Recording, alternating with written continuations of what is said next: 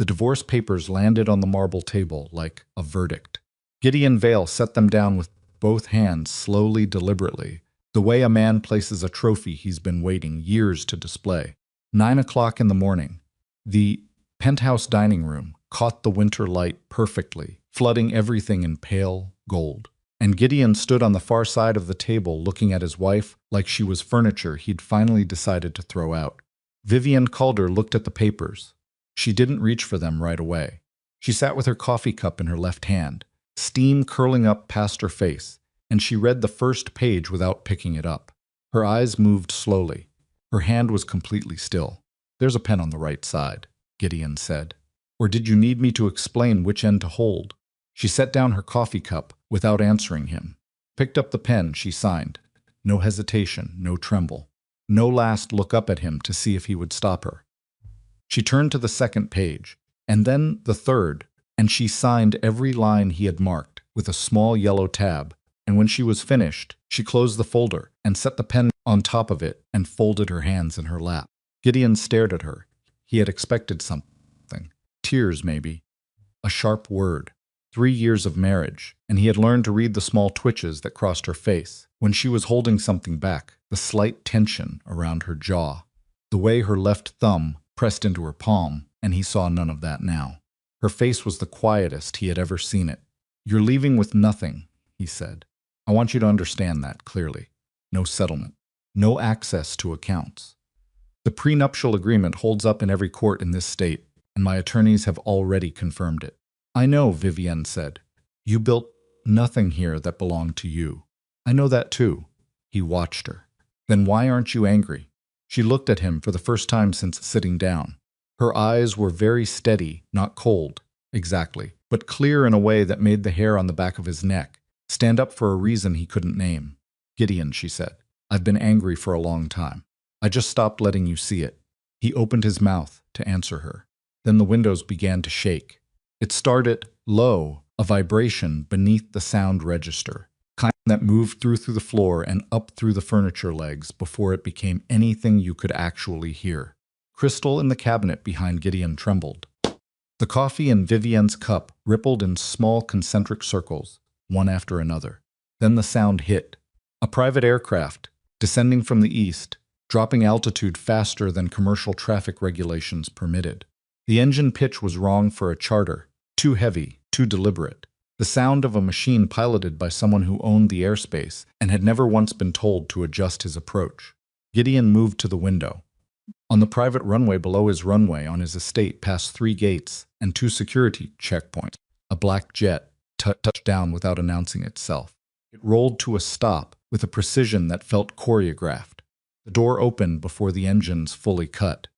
And then men began to emerge, one by one, in tailored black suits, forming 2 parallel lines on either side of a path that led directly toward the mansion. Gideon counted them without meaning to. 12, 14, 15.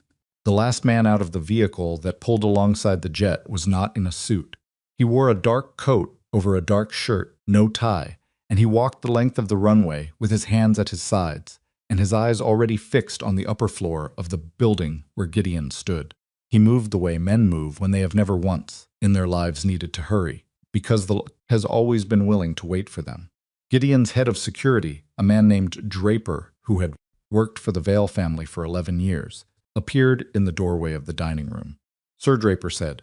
His voice was wrong, flattened. "You need to come away from the window. Who is that?" Gideon asked. Draper didn't answer immediately. "Draper." Gideon turned. "I asked you a question."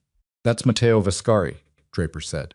The name landed in the room differently than names usually do. Gideon felt it in his chest before his brain finished processing it. Matteo Vescari.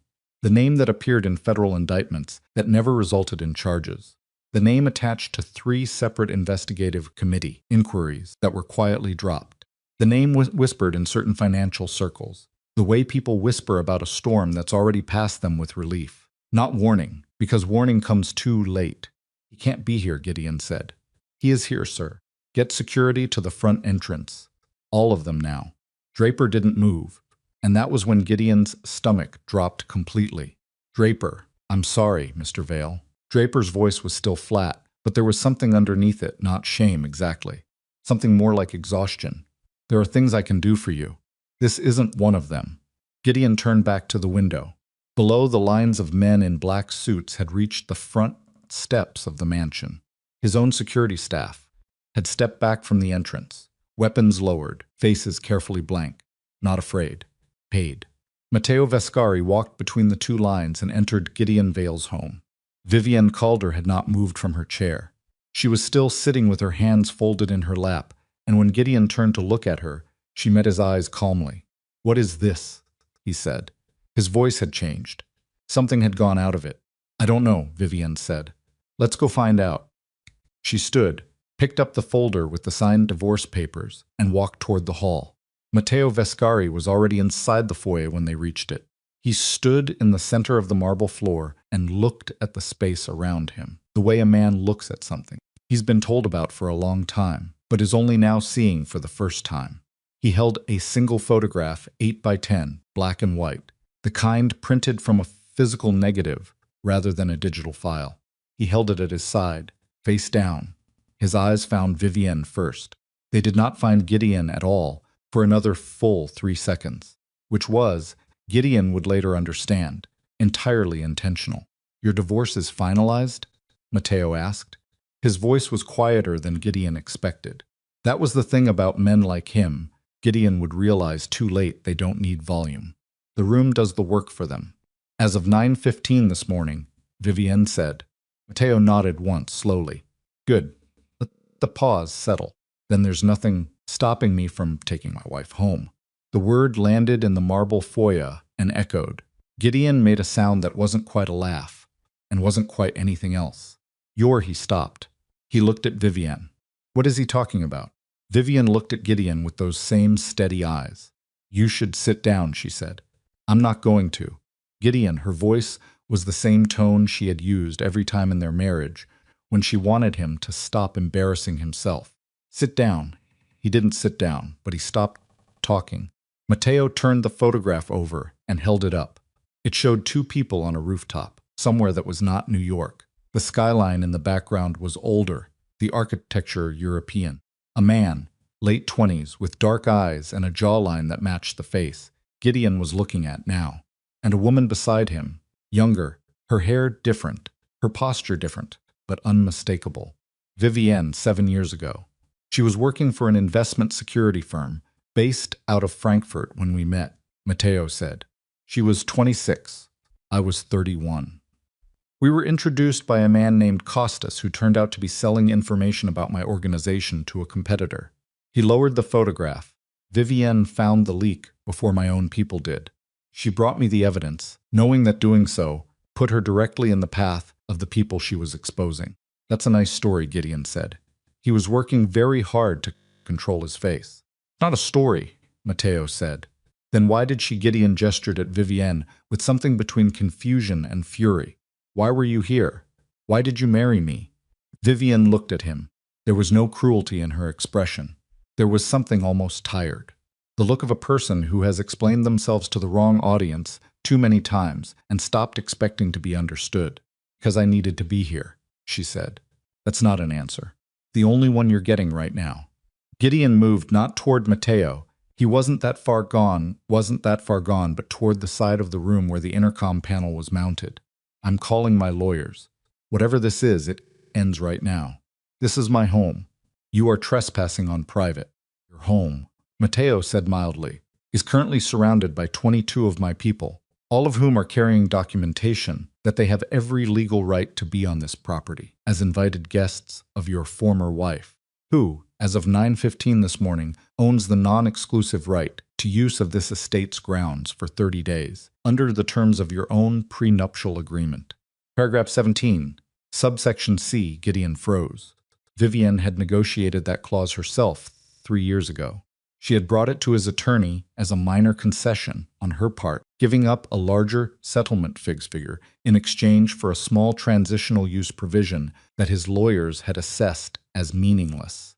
His own team had congratulated themselves on getting the better end of it. "You planned this," Gideon said. He was staring at Vivienne now. "For the marriage. Before any of it. I planned some of it, she said. The rest I improvised. Why? The word came out of him raw. Whatever composure he had built for this morning, the calculated cruelty of the divorce papers, and the cold dismissal, all of it had fractured. And underneath it was something that surprised Gideon himself. Not anger. Something closer to genuine bewilderment. He had believed, in whatever corner of himself still believed things, that Vivienne had married him because she wanted what he represented. Purity. Status. Proximity to power. He had thought she was like every other person who had ever attached themselves to the Veil name. Why any of it? You had everything here. You had. I had nothing, Vivienne said. You made sure of that. The room went quiet. Matteo watched Gideon the way a person watches something they've already categorized and filed. Not with contempt. With the specific boredom of someone who has seen the same face wearing many different names. She's not going to explain herself to you, Matteo said. Not unkindly. Not today. Gideon turned on him. The bewilderment had curdled now, the way it always did, back into something that felt more manageable. Anger. You have no standing here. This isn't your country. This isn't your city. And Vivienne Calder is not, has never been. She was my wife before she was yours, Matteo said. Gideon went completely still. Vivienne didn't look away. She held his gaze and let the silence confirm it without saying a word. We were married privately, Matteo said, in Lisbon, 6 years ago. The marriage was not dissolved through any legal proceeding. It was concealed, because at the time, revealing it would have given specific people a way to reach her that I was not willing to allow. He paused. Paperwork has existed in 3 secure locations for 6 years. We can discuss the legal dimensions at whatever length you prefer. You're not. Gideon stopped, restarted. This is fraud. She married me while still legally. The marriage in Lisbon was performed under Portuguese civil code and registered under a name Vivienne was legally using at the time, Matteo said. The legal situation is genuinely complicated. My attorneys find it interesting. Yours will too. Gideon looked at Vivienne. He had been looking at her for 3 years across dinner tables, across boardroom doorways, across the width of a bed, and he realized, standing in his own foyer with a stranger's people stationed outside his walls, that he had never once looked at her clearly. He had seen what he expected to see. He had filed her away under the category of beautiful, controllable, useful, and stopped looking further. Who are you? He said. It came out smaller than he intended. Vivienne tilted her head slightly. Not a smile. Something more precise than that. Vivienne Calder, she said. That part was always real. She set the divorce folder down on the foyer table, very deliberately, in the center of the inlaid wood surface. The rest, she said, we can discuss when your lawyers arrive. Gideon felt the room tilt slightly. Not the room himself. The sense that the ground under his feet was the same marble it had always been, but that something had shifted in the fundamental organization of the space around him. For 3 years he had occupied this house as its center of gravity. People moved around him. People accommodated him. Even Vivienne, in her quiet, infuriating way, had always ultimately moved around him. She wasn't moving around him now. She was standing still, and the room was organized around her. He turned and walked out. Not a strategic exit, not a calculated retreat, just the reflexive movement of a man who needed a wall between himself and something he didn't know how to process. He went to his study and closed the door and stood in the middle of it for a long moment, breathing. His phone showed 17 missed calls. His personal attorney, his CFO, 2 board members, his father's assistant. His father's assistant had called 4 times. He called back. Mr. Vale, the assistant said, not Gideon. Never Gideon. His father's people were trained to the specificity of address. Your father would like you to come to the Greenwich house. Immediately. I have a situation here. Mr. Roland Vale is aware of your situation, the assistant said. That is why he wants you to come immediately. Gideon looked at his closed study door. Tell him I'll be there by noon, he said. He hung up. In the foyer, Vivienne stood beside Matteo Vescari, and the 2 of them spoke in voices too low to carry through the marble corridors, to where Gideon pressed his back against his study wall. They were not speaking about him. He somehow understood that, and it was worse than everything else. Vivienne said quietly, he's going to Greenwich. Matteo said, I know. That gives us 4 hours. Maybe 5 if Roland is playing theater. My people are already watching the Greenwich house. They can't move on it yet. I know. Matteo looked at her. Something shifted in his face, not softness exactly, but a careful attention, the kind that doesn't perform itself. Are you all right? Vivian thought about the question as though it deserved actual consideration. I signed papers this morning that dissolved the last 3 years of my life, she said. I'm not sure all right is the right category. Fair. I'll be all right, she said, when this is finished. Matteo nodded. He did not tell her everything would be fine. He did not offer her reassurance in the cheap currency of empty promises. He simply accepted what she said as exactly what it was. Vivienne noticed. She had spent 3 years with a man who could not accept a simple, honest answer without immediately reframing it to serve himself. 3 years of having her words processed and returned to her as versions of whatever Gideon had already decided to believe. Matteo just heard her. It was a small thing.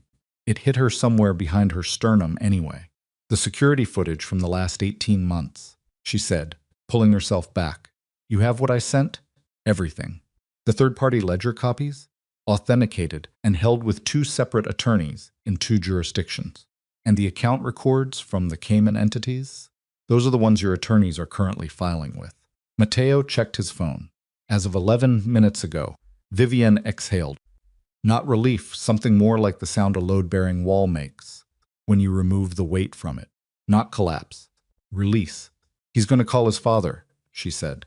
Yes. Roland is going to tell him to run. He'll try. And when Gideon tries to move the money, the accounts will be frozen before he gets to a computer.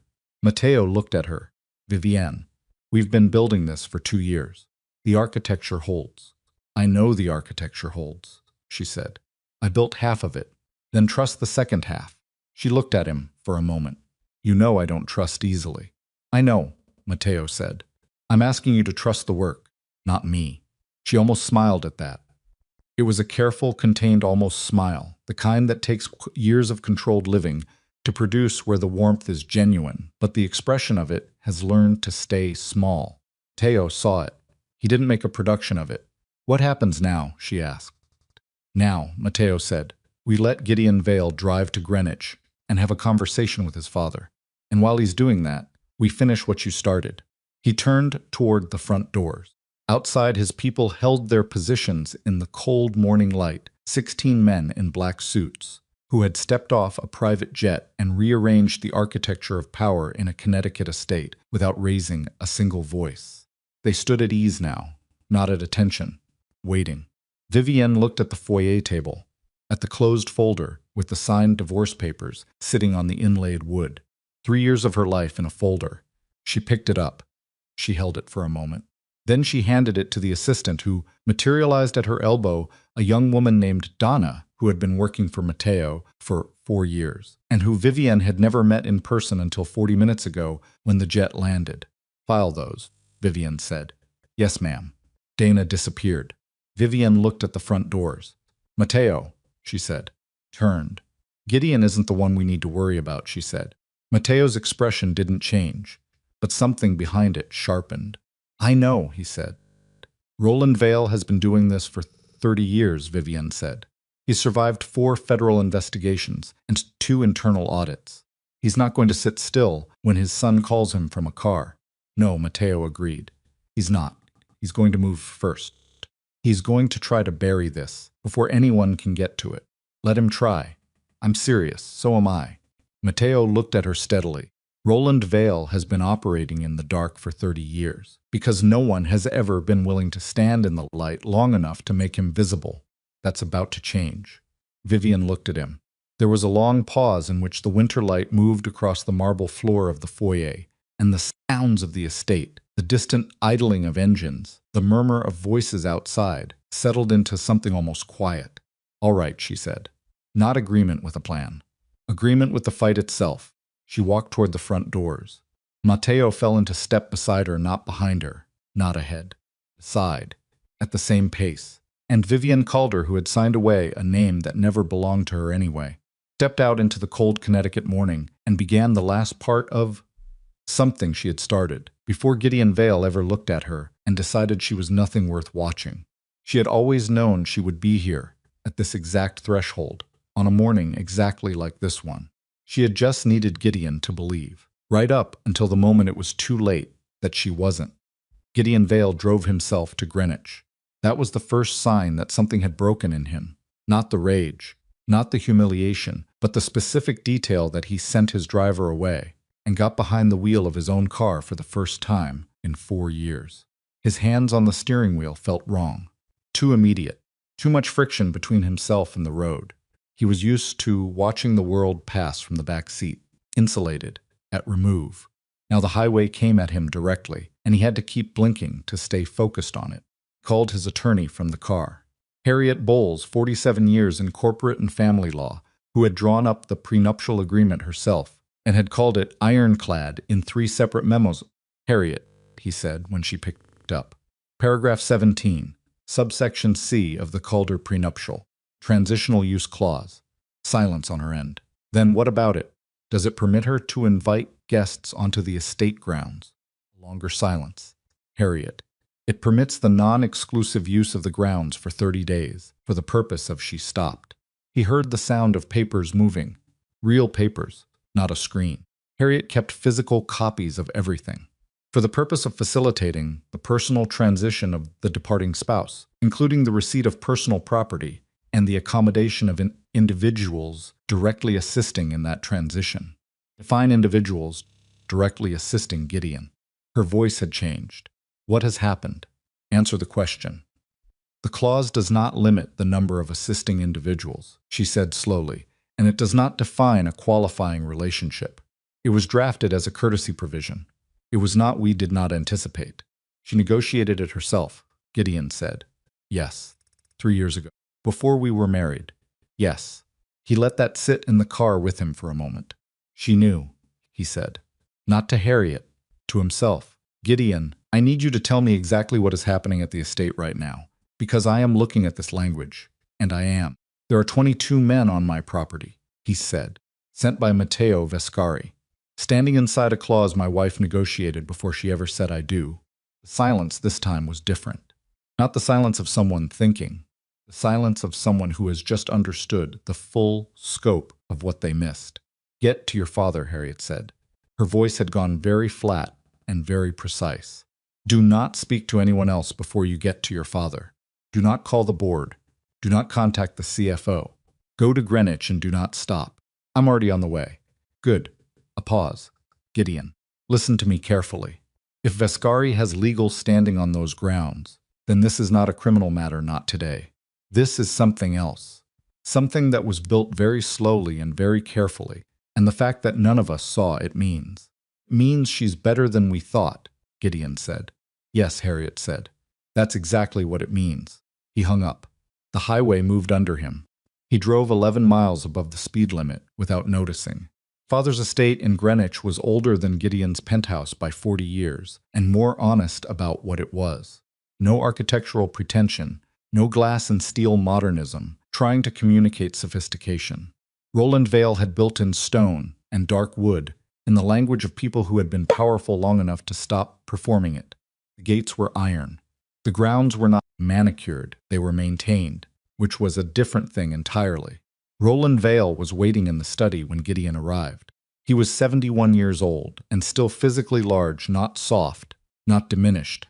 The kind of man whose body had decided in middle age to simply consolidate rather than decline. Stood at the window with his back to the door when Gideon entered, and he did not turn around immediately. Close the door, Roland said. Gideon closed it. Sit down. I'd rather sit down, Gideon. He sat. Roland turned from the window.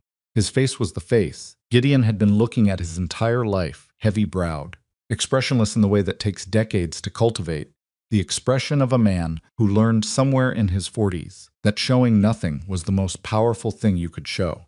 But there was something in it today that Gideon had not seen before. Not fear, something adjacent to it. The specific tension of a man who has been watching a fire from a safe distance for a long time, and has just realized the wind has changed. Tell me what happened, Roland said. Gideon told him. All of it, the divorce papers, Vivian's silence, the jet, the men in the suits, the photograph, the claim about the Lisbon marriage. Told it flatly. without the anger he had felt in the moment, because sitting in this room with his father had always had the effect of cooling him down to something that felt more like shame than fury. Roland listened without interrupting. He stood in the center of the study with his hands at his sides and listened to every word. When Gideon finished, Roland was quiet for a long moment. "How much does she know?" Roland asked. Something in the phrasing stopped Gideon cold. "Not. What is Vescari doing here?" "Not. How do we get those men off the property?" "Not even. Are you all right?" The question his father asked, before anything else, in the first moment after hearing everything Gideon had just described, was, "How much does she know?" "What does that mean?" Gideon said. "It means what it means." "What would she know, Dad? What would there be to know?" Roland moved to the desk. He sat behind it with the deliberate weight of a man resettling onto familiar ground. This desk as territory, as position, as a surface between himself and a conversation he was choosing to control. "You were never supposed to marry her," Roland said. Gideon stared at him. "I'm telling you that now because the time for managing this quietly has passed." Roland's voice was level, not apologetic, explanatory, in the way of someone going over the terms of a contract. "When you brought her to me 3.5 years ago, when you told me you intended to marry Vivienne Calder, I had her investigated. Thoroughly. The firm I used is one I have used for 22 years. And they are not people who miss things." "And they missed things," Roland said. The fire in the study crackled. Gideon looked at his father across the desk and felt the room rearranging itself around him, the way the foyer had rearranged itself that morning, the same unsettling sensation of the floor being exactly where it always was, and the gravity being entirely wrong. "What things?" Gideon said. "Her background prior to Frankfurt was not clean," Roland said. "There are gaps, names that don't fully resolve, an employment history that holds up to a standard background check, but not to something deeper. My people found the gaps. What they could not find was what filled them." He paused. "I made a decision not to tell you. You made a." Gideon stopped. Restarted. "You knew something was wrong with her background, and you didn't tell me." "I told you she was ambitious," Roland said. "I told you she was intelligent. I told you not to underestimate her. That is not the same as telling me." "No," Roland said. "It isn't." Gideon stood up from his chair. He moved to the fireplace because he needed to move, and there was nowhere to go in this room. He put one hand on the mantel and looked at the fire. "Why?" he said. "Because at the time, I had my own reasons for wanting her inside your household," Roland said. "Fire." Gideon watched it. "What reasons?" he said. Roland was quiet for exactly 4 seconds. Gideon counted them. "There is a situation," Roland said, "that has existed for approximately 8 years. Financial situation. The details are not. I am not going to walk you through the details in this room today because the details are not what matter right now. What matters is that a portion of the capital that built your company, Gideon, the early capital, the seed money, the rounds that got you to the IPO, a portion of that capital originated from a source that was not entirely legitimate." Gideon turned from the fire. He looked at his father. "How much?" he said. "Enough," Roland said. "How much?" 43 million, Roland said. "Over a period of 4 years. Laundered through 3 shell entities and 2 offshore instruments. Your company's books are clean. The money was clean by the time it touched your accounts. The origin is not. And the origin is Gideon already knew. Some part of him, the part that had been calculating since he left the state and driven miles over the speed limit, without noticing, had already assembled the answer. The origin is Vescari." Roland did not confirm it with a word. He confirmed it with his silence, which in this room, with this man, was the same thing. "You stole from the Vescari organization," Gideon said. "You laundered $43 million of their money through my company. I leveraged a financial relationship," Roland said, "that had previously been mutually productive and that deteriorated under circumstances." "Don't." Gideon's voice came out flat and hard and completely unlike himself. "Don't do the language thing. Not right now. You stole from them." Roland's jaw tightened. The relationship became untenable. "So you took their money and put it in my company. I protected assets that were at risk of you put a target on my back." Gideon said, "And then you told me to marry a woman you knew was connected to the people you stole from because you wanted to know if they were coming." The fire crackled. Roland said nothing. She was your early warning system, Gideon said. You wanted her inside the house, so that if Vescari ever moved against us, you'd see it coming. That was part of the consideration, Roland said. Gideon laughed. It was a terrible sound, not humor, not release. Just the sound a person makes when the structure they have been living inside collapses, and they suddenly understand the shape of the rubble. She saw it coming too, he said.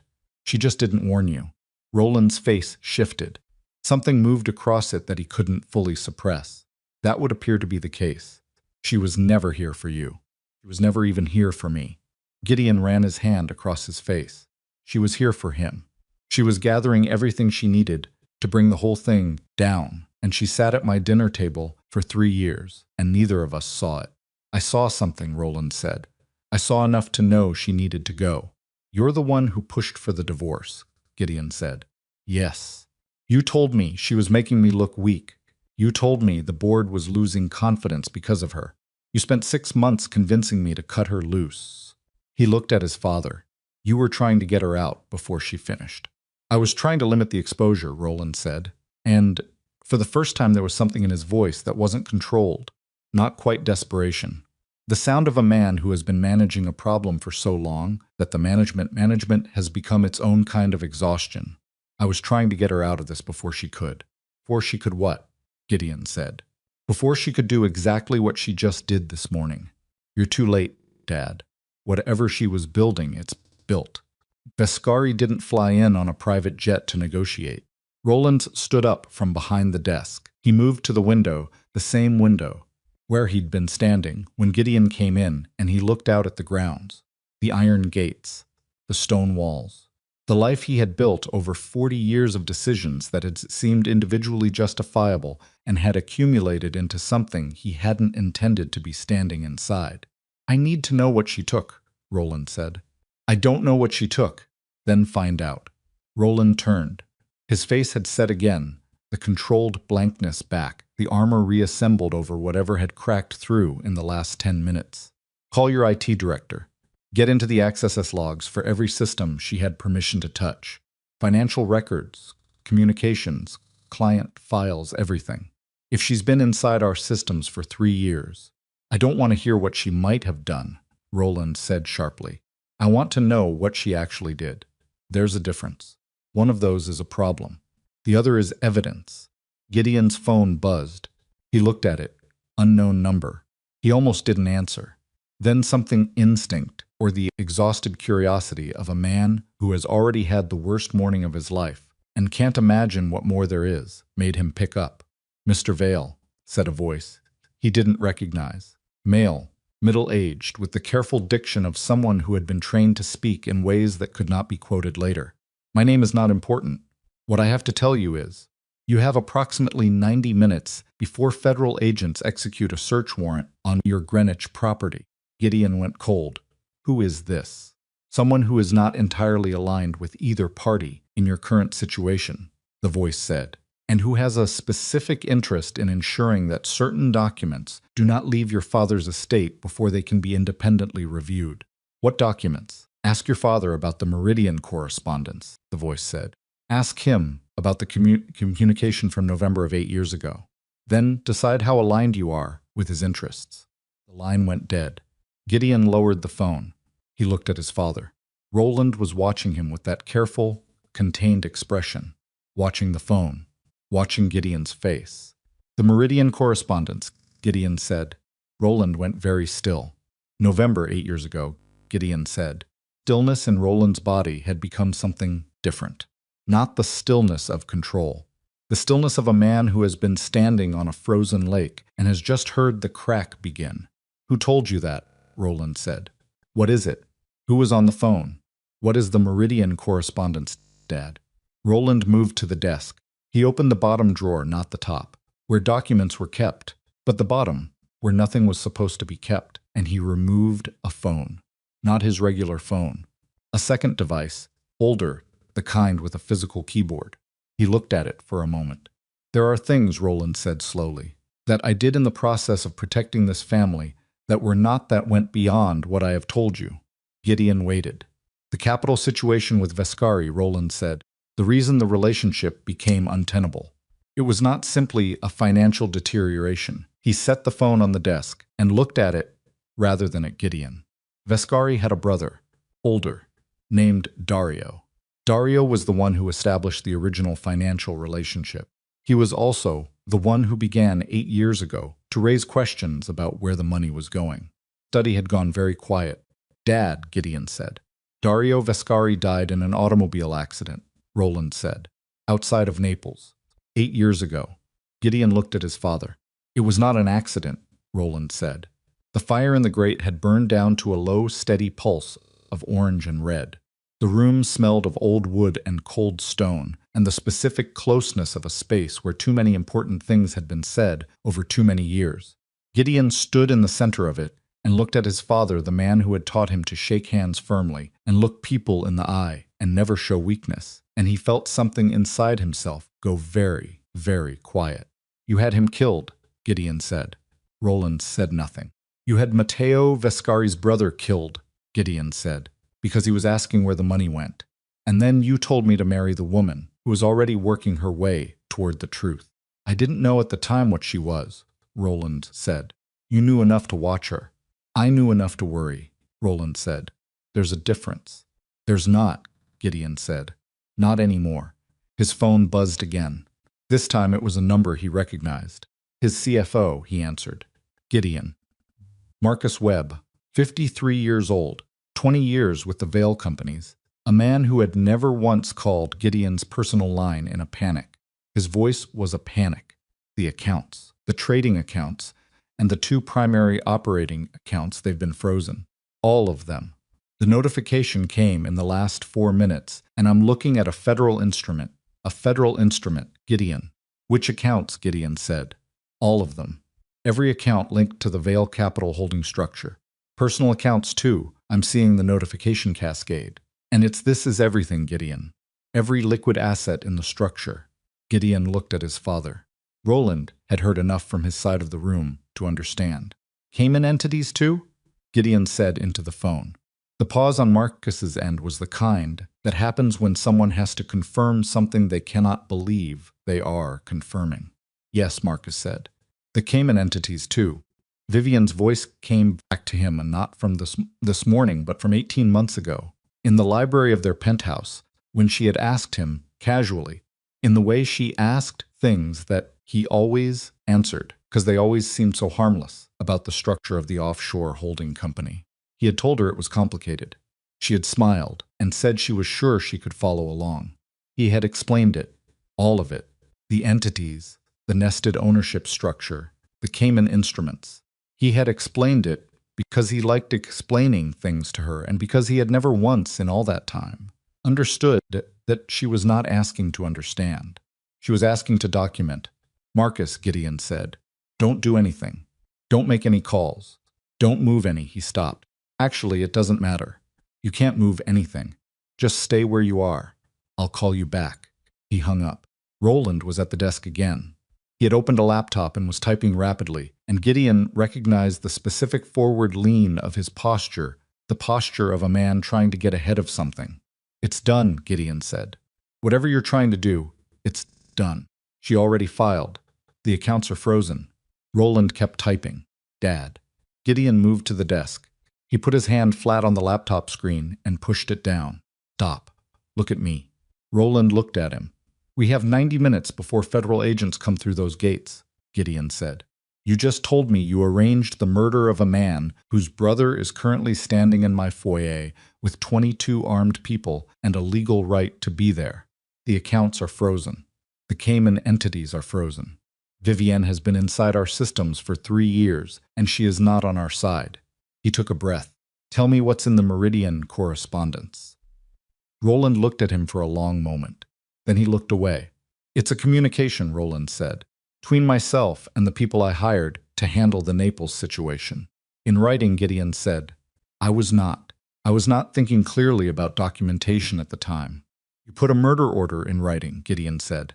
"It's not explicit," Roland said. "Requires interpretation."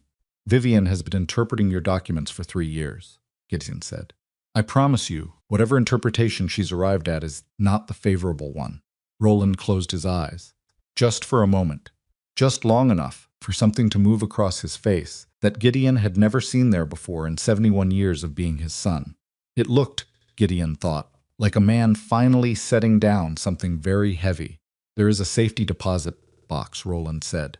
"In a branch on Elm Street, box number 417. The key is in the frame of the painting behind the desk." Gideon looked at the painting. Landscape, oil, 19th century. He had sat in this study his entire life and never wondered about the frame. "The original Meridian documents are in that box," Roland said, "along with 3 other sets of correspondence that will need to be reviewed by an attorney before any federal." "I'm not going to the box," Gideon said. Roland opened his eyes. "What?" "I'm not getting the documents for you," Gideon said. "I'm not destroying them. I'm not helping you run." "Gideon, you used me," Gideon said.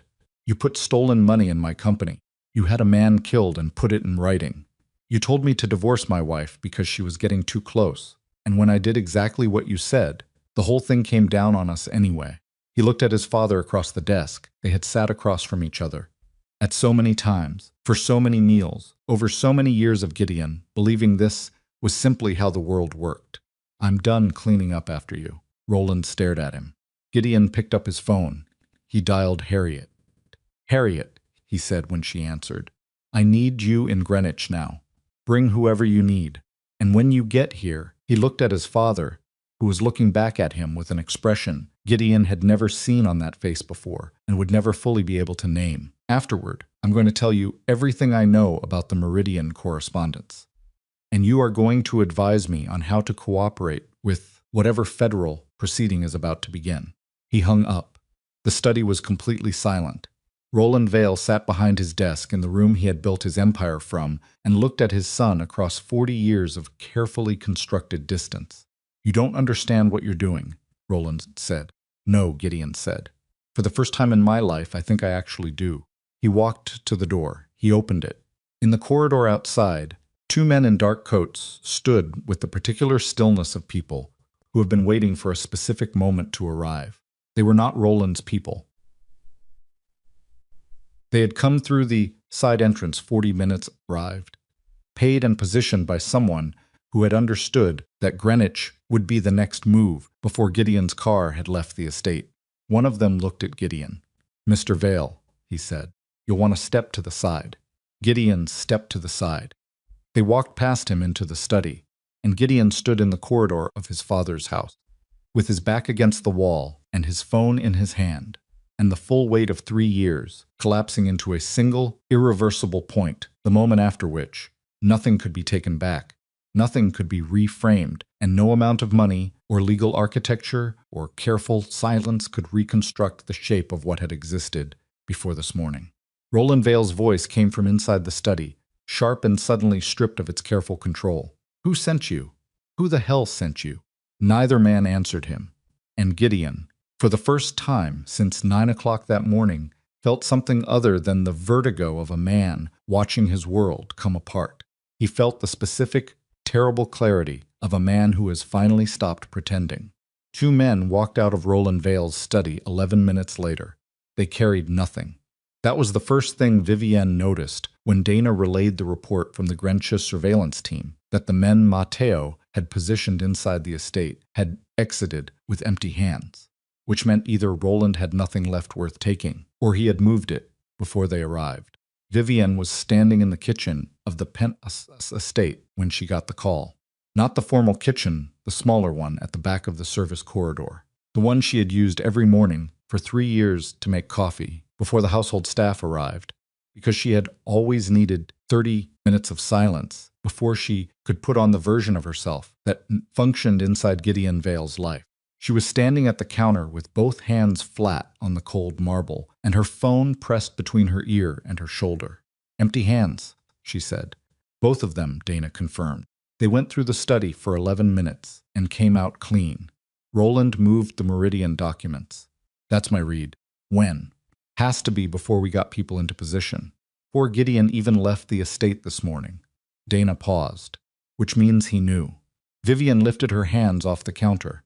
She looked at them for a moment, the steadiness of them, the absence of tremor, and then she set the phone flat on the marble and looked at the wall. Roland knew. not suspected, not worried. Knew. Knew specifically enough to move physical documents out of a safety deposit box before 9 o'clock in the morning, which meant he had known before the divorce papers were signed, which meant someone had told him. Someone inside her timeline had told him. She picked the phone back up. "Get Matteo," she said. "He's already now, Dana." Matteo came on the line 40 seconds later. She could hear the ambient sound of the estate grounds. Behind him, low voices, the crunch of gravel, the particular outdoor quiet of a Connecticut winter morning. "The documents are gone," Vivian said. A beat. Gone as in moved, or gone as in destroyed. Moved. He knew we were coming for them. Another beat. Longer. "How long have you known about the Meridian correspondence?" Matteo asked. 14 months, Vivian said. "I found the reference in Roland's personal communication archive, a backup that was supposed to have been deleted. I've been building toward those documents since then. Every financial record I pulled, every account structure I mapped it, was all in service of having enough corroborating material that the Meridian letters could stand up in a federal proceeding even without physical originals. Who knew you had the reference? On my side? You. Dana, the attorney in Zurich. And on Roland's side, apparently, someone who shouldn't," Matteo said. Vivienne walked out of the kitchen and into the service corridor. She moved without thinking about where she was going, just movement, because standing still while her brain was running. This fast felt physically wrong, like trying to hold water in a closed fist. "I need to know if it's Dana," she said. Silence on Matteo's end, the kind of silence that is not empty. "Matteo, I've had the same thought," he said quietly. Since the Greenwich call, Dana had been with Matteo for 4 years. Dana had been the one to position the Greenwich team. Dana had known the timeline, the exact sequence of the morning, for 3 weeks. She could have warned him last night, Vivian says. Yes. She could have given him a 12-hour window. Yes. Is she still in the building? She's standing 20 feet from me, Matteo said. His voice was so controlled it barely registered as human speech. He has been for the last hour. Vivienne stopped walking. She was in the middle of the service corridor with a supply closet door on her left and a fire exit on her right and the ceiling lights buzzing faintly overhead, and she stood there and worked through it. If Dana had warned Roland, Roland had moved the documents. Without the physical originals, the Meridian correspondence existed only as a reference in a backup file suggestive, damning in context, but not sufficient on its own for a criminal proceeding. The financial records were solid. The account structures were documented. Frozen accounts were real. But the centerpiece of what Vivienne had been building, the direct link between Roland Vale and Dario Vescari's death, lived in those letters. Without them, Roland could survive this. Not intact, not unscathed, but alive legally in the way that mattered. Don't let her out of your sight, Vivienne said. I haven't, Matteo said, and don't let her know you suspect. Vivienne. A pause. I've been doing this longer than you have. She started moving again, back toward the main corridor, toward the staircase, toward the control room on the second floor, where she had spent the last 3 years building a surveillance architecture inside Gideon Vale's house that he had paid for himself and never once understood the purpose of. I need access to Dana's communications for the last 72 hours, she said. Personal phone, encrypted apps, everything. I'll need a reason to take her device without alerting her. Tell her there's a security protocol. Tell her all devices are being cleared before the federal window closes. She'll believe it if she thinks we don't suspect. And if she doesn't hand it over, then we have our answer, Vivienne said, and we handle it differently. Climbed the stairs. The second floor of the estate was quiet. Matteo's people were holding the perimeter, and the household staff had been sent home before 9. Control room was the third door on the left, behind a panel that looked like a linen closet, and Vivienne pushed it open and stepped inside. 3 screens, a server rack, a filing system that appeared to be a collection of external drives, but was in fact a tiered archive of 4 years of data collection. She sat down in front of the center screen and began pulling up the communication logs. She found it in 11 minutes. Not Dana's device, her own. The breach was not a person. It was a ghost, a passive monitoring program embedded in the encrypted channel she used to communicate with her Zurich attorney, installed at some point in the last 6 weeks at a level of technical sophistication that she had not anticipated and should have. It had been reading outbound messages. Not all of them. Specific ones filtered by keyword, by date range, by sender. Someone had known exactly what to look for. Vivienne sat back in her chair. She looked at the screen. The monitoring program had a signature faint, obfuscated, but there. And when she traced the signature backward through 3 proxy layers and 2 false endpoints, she arrived at a server address she recognized. It was not Roland Vale's infrastructure. It was Matteo's. She sat completely still for a long moment. The server address resolved to a node in Matteo's secondary communications network, the one he used for operations that ran parallel to his main organization. The one she had never been given direct access to, but had been aware of in the abstract, the way you are aware of a room in a house where the door is always closed. Her hands were flat on the desk. She was breathing evenly. She looked at the address again. It was possible this was a frame, something planted to look like Matteo's infrastructure. It was possible someone with enough technical sophistication had spoofed the signature. It was possible she was looking at a layer of misdirection designed specifically to fracture her trust, at the moment when trust was the only functional currency she had left. Possible. She pulled up the server logs. The monitoring program had relayed its first intercept on the 14th of the previous month. The intercept contained her message to the Zurich attorney about the Meridian correspondence, the exact message, the exact date, the exact language. It had been relayed to the node within 40 seconds of transmission. 4 hours after that relay, Roland Vale's personal assistant had made a call to a private security firm in Philadelphia, a firm that specialized in document retrieval and physical asset protection. 4 hours. The chain was clean, and it was damning, and it went directly through Matteo Vescari's secondary network. Vivienne stood up from the chair. She did not slam anything. She did not make a sound. She stood up from the chair with the careful, deliberate movement of someone managing a response that is too large for the available space. And she walked to the small window at the far end of the control room that looked out over the back grounds. She could see Matteo from here. He was standing near the edge of the runway, phone at his ear, and even from this distance and this angle, she could read the specific set of his posture, the weight slightly forward, the hands still, the attention absolute. The posture of a man who was entirely present in whatever conversation he was having. She had trusted that posture. She had built 3 years of her life around the assumption that when Matteo said he was beside her, he was beside her. She looked at the server address on the screen. She looked at him through the window, picked up her phone and called the Zurich attorney directly. He picked up on the second ring. Vivienne, the relay on the 14th, she said. My message about the Meridian correspondence. Walk me through the encryption handshake on your end. A pause. That's a technical question, for I need you to walk me through it right now. She heard him moving, typing. The outbound encryption was standard. The key exchange was. He stopped. Typing sounds. More of them. There's an anomaly in the handshake log.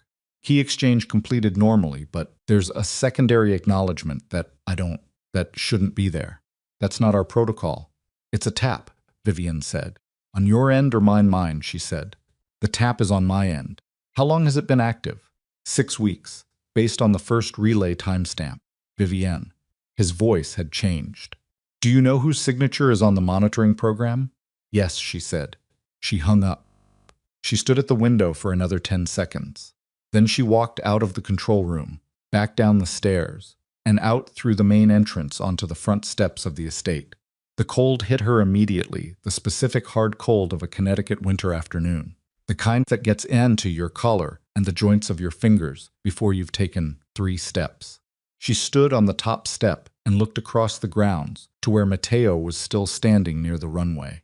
He ended his call. He turned and saw her. He read something in her posture from 40 yards away and started walking toward her. She walked toward him. They met in the middle of the front path on the gravel between the house and the runway, close enough to speak without raising their voices, far enough from his men that no one could hear. Vivienne looked at him. Tell me about the secondary network node, she said. Matteo's face didn't move. Not a twitch, not a flicker. He looked at her with those steady dark eyes and said nothing. for a long moment. Which node, he said. You know which one. He looked at her. How did you find it? Not what are you talking about. Not, I don't know what you mean. How did you find it? An admission wrapped in a question, which was, Vivian thought distantly, exactly the kind of answer a man gives when he knows the game is over and is still trying to understand how it ended. The monitoring program had your signature, she said. I traced it through 3 proxies. The proxies were supposed to resolve to a dead end. They weren't good enough. He exhaled through his nose. Small sound. Almost nothing. No, he said. Apparently not. You've been reading my communications for 6 weeks, she said. Yes. You relayed my message about the Meridian correspondence. Yes. To who? Not a question. A demand. The specific demand of someone who is holding themselves together by the precision of the words they are using. Matteo looked at the ground for a moment. Just a moment. Then he looked back at her. There is a third party in this situation that I have not told you about, he said. A party that has an interest in the outcome that is separate from yours and separate from mine. Who? A man named Ferris, Matteo said. He runs a competing intelligence operation on the East Coast. He has been aware of your investigation into the Veil organization for approximately 4 months. He came to me 8 weeks ago with a proposition. What proposition? He wanted the Meridian letters, Matteo said. Specifically. Not for federal prosecution, he has his own uses for them. He offered me something in exchange. Vivian waited. Information about who ordered the hit on my brother, Matteo said. She went very still. He told you it was Roland, she said. He confirmed it, Matteo said. With documentation I hadn't been able to access on my own. He had the Naples contacts' full communication chain. Names, dates, payment routes, everything. And in exchange you let him tap my channel, Vivian said. So he could intercept the Meridian correspondence before we could use it. The arrangement was that he would intercept the reference, learn the location, the safety deposit, and block the documents independently, Matteo said. Before your federal filing, before Roland could move them. But Roland moved them first, Vivian said. Because Ferris's intercept spooked him. Yes. So Ferris got nothing, Vivian said. And I lost the centerpiece of a 3-year investigation. Yes. She looked at him. She looked at him with the specific attention of someone who is trying to determine whether what they are seeing is the whole of what is there, or only the part that has been permitted to be visible. Thing, she said. Something moved in his face. Matteo, her voice was very quiet. Is that everything? He looked at her for a long moment. Ferris also has your location, he said. He's been tracking your movements for 4 weeks. I didn't agree to that. That was outside the arrangement. Cold air moved across the gravel path between them. He's been tracking me, she said. I found out 48 hours ago, and you didn't tell me. I was trying to find a way to. You didn't tell me. She said it without inflection. Flat and final, like a door closing. A man with unknown intentions has known my location for 4 weeks. And you sat across from me this morning and talked about trust. And you didn't tell me. Matteo said nothing. What does Ferris want? She said. The Meridian letters were. They were only part of it, Matteo said. He wants what the letters connect to. There are names in the Meridian correspondence that go beyond Roland Vale. Names of people Roland worked with. People who are still operating. Who? I don't have all of them. But Ferris does.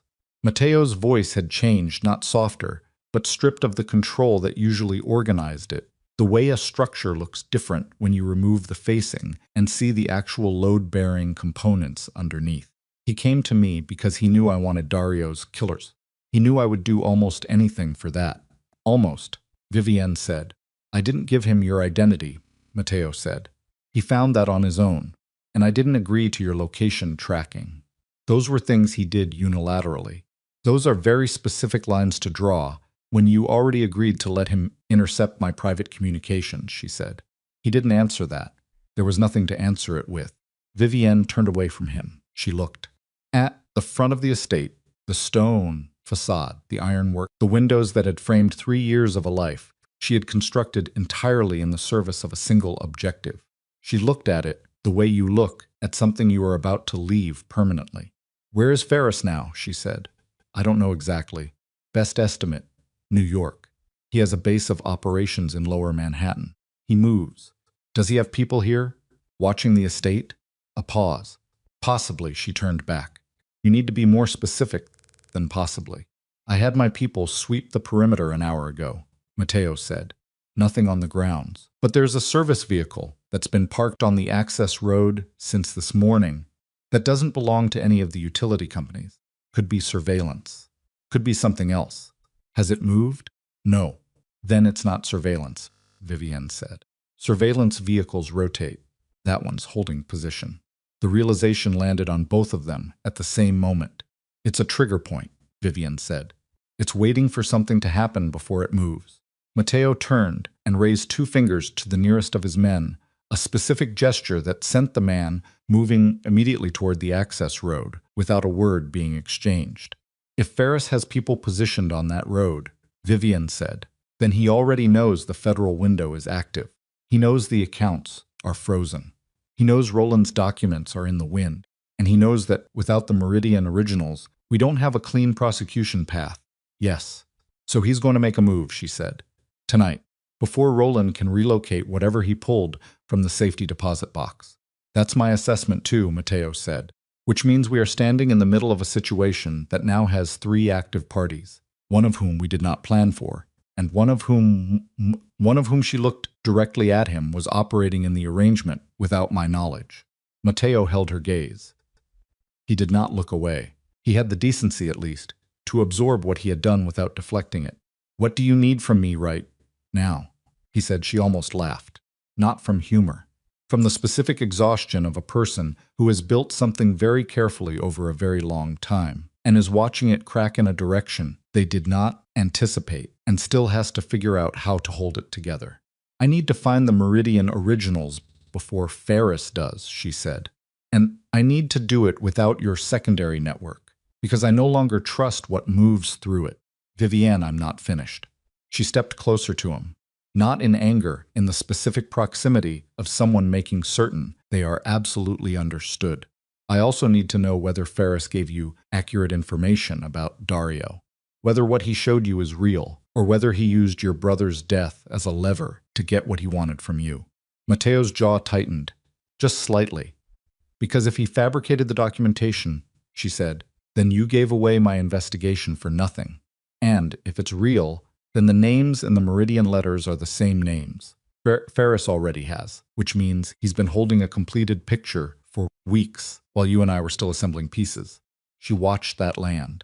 She watched it move through him, the specific, slow impact of understanding that the grief that had been weaponized against you was real grief, and that the person who used it knew exactly how real it was when they chose it. His phone buzzed. He looked at it. His face went very still. What? She said. He showed her the screen. A message from the man he had sent toward the service vehicle on the access road. 4 words and a photograph. 4 words. Vehicle empty. Driver gone. The photograph showed the interior of the service vehicle, empty front seat, doors closed. Engine off, no sign of the driver. Wherever the driver had gone, he had gone on foot. Into the estate grounds. Vivienne looked at the photograph. She looked at the house. She had spent 3 years learning every room, every corridor, every access point of this building. She had mapped it the way you map a space. You understand to be a weapon, understanding that its layout could be used against you as easily as it could be used by you. She knew which rooms had blind spots. She knew which corridors didn't have cameras. She knew which entrance a person could use if they wanted to be inside the building without appearing on any of the feeds she controlled from the second-floor control room. The back service entrance, the one she had used herself this morning to get coffee in the small kitchen before anyone else was awake, started moving. Vivienne, Matteo said. The service entrance, she said without slowing. Get your people to the service entrance now. She was already running. Behind her, she heard Matteo relaying the order, his voice sharp and immediate. The controlled urgency of someone who has spent years learning to move fast without creating panic. She heard boots on gravel. She heard the particular sound of men who are trained for this shifting from holding position to active movement. She hit the side door of the estate at a run and pushed through it into the service corridor. The same corridor he had stood in 40 minutes ago outside the supply closet, working through the question of who had warned Roland. The supply closet door was open. It had been closed when she passed it. She slowed. She pressed herself against the wall beside the closet doorway and looked inside.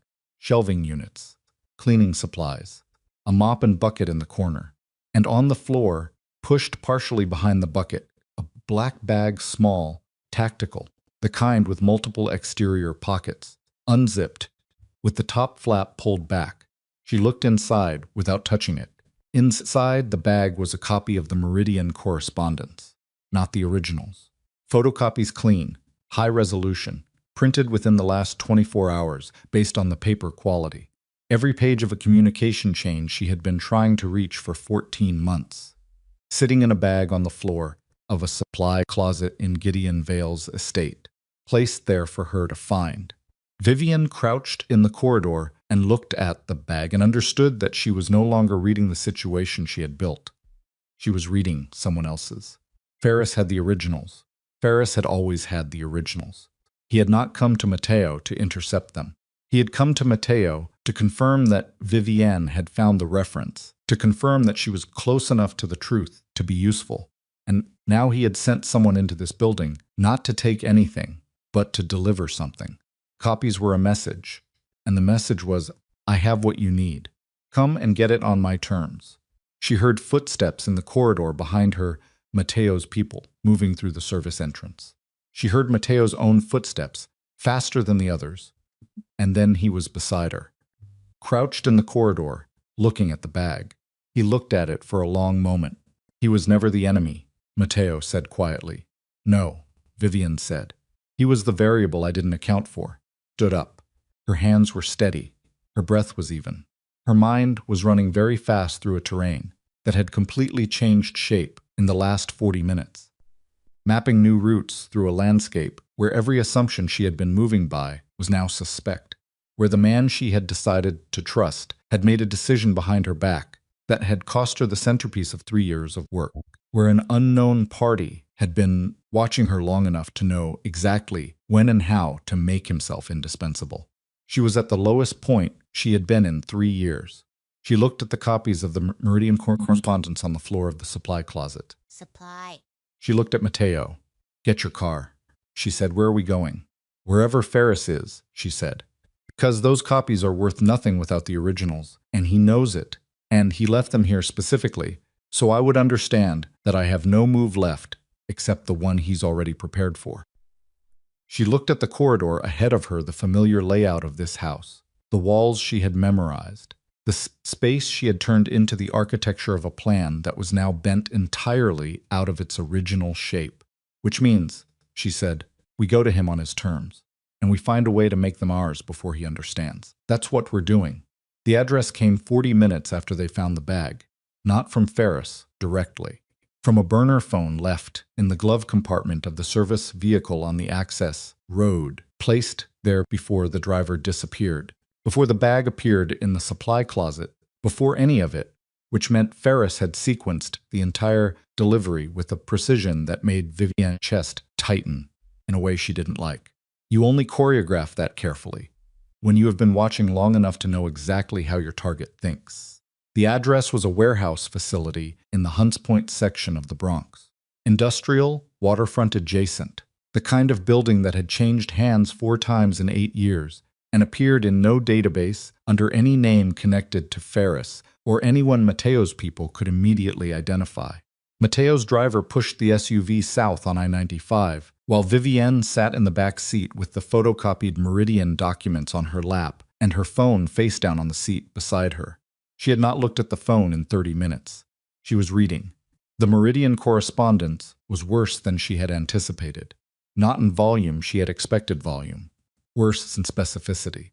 Roland Vale had documented the arrangement with the Naples contact in language that was careful but not careful enough. The euphemisms were consistent but thin, kind of thin that a competent federal prosecutor would push through in a single cross-examination. More than that, the correspondence contained 3 names she had not expected, not peripheral names, central ones: a sitting federal judge in the Second Circuit, a deputy director in a financial regulatory agency, and a name that appeared only once. In a postscript to the November communication, written in a shorthand that took her 4 readings to decode. The name, once decoded, was a man currently serving on the Senate Judiciary Committee. Vivian set the papers down on her lap and looked at the highway moving past the window. This was why Ferris wanted the originals. Not for Roland Vale. Not even for Mateo's brother. For the 3 names: the judge, the deputy director, the senator. People who were still active. People whose exposure would create a leverage cascade that someone like Ferris could monetize for years. He wasn't building a prosecution. He was building a library. "Mateo," she said. He was in the front passenger seat. He turned. "The 3 names in the November postscript," she said. "Did Ferris show you those when he came to you 8 weeks ago?" Mateo's expression told her the answer before he spoke.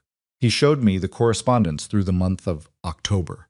He said the November communication was damaged, partially illegible." "It's not damaged," Vivian said. "It's complete. And the November postscript has 3 names that make everything else in the document look minor." Mateo turned further in his seat. "Who?" she told him. She watched his face process it. The judge first, a flicker of recognition. Someone he had encountered in the margins of his own legal history. The deputy director, less recognition, but immediate understanding of the implications. And then the senator, and his jaw, set in a way she had not seen before, a specific hardness that was different from his usual controlled stillness. "Ferris has been sitting on those names for how long?" Mateo said. "At least 4 weeks, Vivian said. "Possibly longer if he had access to the originals before he came to you." "He came to me to confirm you were close," Mateo said. It was not a question. He was reconstructing it in real time, and she could see the specific quality of anger that comes from understanding precisely how you were used. He needed to know you had found the reference. He needed to know to know the investigation was far enough along that the financial corroboration existed, so that when he finally moved on those 3 names, there would be enough surrounding documentation to make the leverage airtight. "He used both of us," Vivian said. "You for confirmation, me for the financial architecture." "And Roland's fear of exposure," Mateo said, "was the pressure that made the documents move. He needed Roland to pull the originals out of the safety deposit box," Vivian said. "Because a document sitting in a bank vault under someone else's name is legally complicated to access. But a document that Roland moved himself in a panic to a secondary location, that's just a retrieval problem." The SUV crossed into the Bronx. The highway gave way to surface streets wider, grittier. The industrial waterfront geography of a borough that had never bothered to pretend it was anything other than what it was. Vivian looked out the window at the buildings going past. Loading docks. Chain link. Sodium lights already coming on in the early dark of the winter afternoon. "He's going to offer us the originals," she said, "in exchange for something. What does he want from us that he doesn't already have?" "Matteo Vescari's name on a document," she said. "Some form of agreement, formal or informal, that you will not pursue him for what he took from your network. He's been operating in your territory for 8 weeks without authorization. He knows you know. He needs cover. He wants immunity from me," Mateo said flatly. "He wants to walk away from this intact," Vivian said, "with the 3 names, and with your implicit agreement that you won't come after him for the access." Mateo was quiet for a moment. "And you," he said. "What does he want from you?" "I don't know yet," she said, "but we're about to find out." The warehouse appeared at the end of a service road that ran along the water, a long, low building with a corrugated metal exterior and a loading dock on the riverside that would have made it extremely useful for the movement of things that didn't benefit from road-based transport. 2 vehicles were parked in front. Dark, late model, no plates visible from the road. Mateo's driver slowed without being told. "How many do you want to bring in?" the driver asked. 4, Mateo said. "Perimeter. Nothing visible from the building. He'll know we have people outside," Vivian said. "Yes," Mateo said. "I want him to know." They got out of the SUV. Cold off the water was sharper here, a wet, industrial cold that carried the smell of diesel in the river. Vivian's coat was not heavy enough for it. She felt it immediately in her hands and along the back of her neck, and she let the discomfort stay there because discomfort kept her precise. The side door of the warehouse opened before they reached it. A man stood in the doorway. Late 40s, medium height, the kind of build that read as unremarkable, until you noticed that every part of it was functional, no excess, no softness. The body of someone who had spent a long time in environments where excess got you killed. He had light eyes and a face that was difficult to read, not because it was blank, but because it was genuinely neutral. The face of someone who had trained the automatic responses out of themselves over many years. Vivienne Calder, he said. Not a greeting. A confirmation. Ferris, she said. He looked at Matteo. Something moved in his neutral face, not deference, but acknowledgement, the specific acknowledgement of someone recognizing a counterpart. Mr. Vascari, he said. Thank you for coming. I didn't come for you, Matteo said. No, Ferris said. I know. He stepped back from the doorway. Come in. The interior of the warehouse was lit by overhead work lights, harsh, directional, the kind that illuminate a specific area and leave the surrounding space in deep shadow. In the lit area, a folding table had been set up with 2 chairs on one side and one on the other. On the table was a metal document case locked. Ferris sat on the single chair side. Vivienne and Matteo sat across from him. For a moment, none of them spoke. The river sounds came through the walls, water against pilings, the distant sound of a barge horn somewhere upstream. The overhead lights buzzed. The originals was in the case, Ferris said. Open it, Vivienne said. When we've talked, open it first. I'm not negotiating for something I haven't confirmed exists. Ferris looked at her for a moment. Then he took a key from his jacket pocket, unlocked the case, and turned it to face them. Inside, a document envelope sealed. She could see the age of the paper through the envelope's translucent face, the specific yellowing of documents that had been handled and stored and handled again over years. He did not reach for them. Talk, she said. The 3 names in the November postscript, Ferris said. You've read the copies? Yes. Then you know what those names represent. I know what you think they represent, Vivienne said. Tell me what you actually want. Ferris leaned back slightly in his chair. The neutral face organized itself into something that was almost thoughtful. I've been building a file on the network that connects those 3 names for 4 years, he said. The Meridian correspondence is the connective tissue. Without it, I have 3 powerful people and a set of circumstantial financial trails that any competent defense attorney dismantles in 2 days. With it, I have a case that holds. A case in what proceeding? Vivienne said. Not federal, Ferris said. The judge in the Second Circuit makes federal prosecution complicated in ways you can probably appreciate. Private leverage, she said. Strategic disclosure, he said. To parties who have a documented interest in the exposure of those 3 individuals. You're going to sell it, Matteo said. His voice was very flat. I'm going to monetize information that I spent 4 years and considerable personal risk acquiring, Ferris said. Yes. To who? Vivienne said. That's not your concern. It is absolutely my concern, she said. Because whatever you do with those names affects the federal proceeding against Roland Vale. If you move on those 3 names before the prosecution is complete, their attorneys file for mistrial on the grounds of prejudicial disclosure. The whole case gets complicated. Ferris looked at her. Then we need to sequence it correctly. Vivienne said. You need the originals for the Roland Vale prosecution, Ferris said. I need the prosecution to complete before I can move on the other names. Those 2 interests are compatible. They're compatible if I trust your timeline, Vivienne said.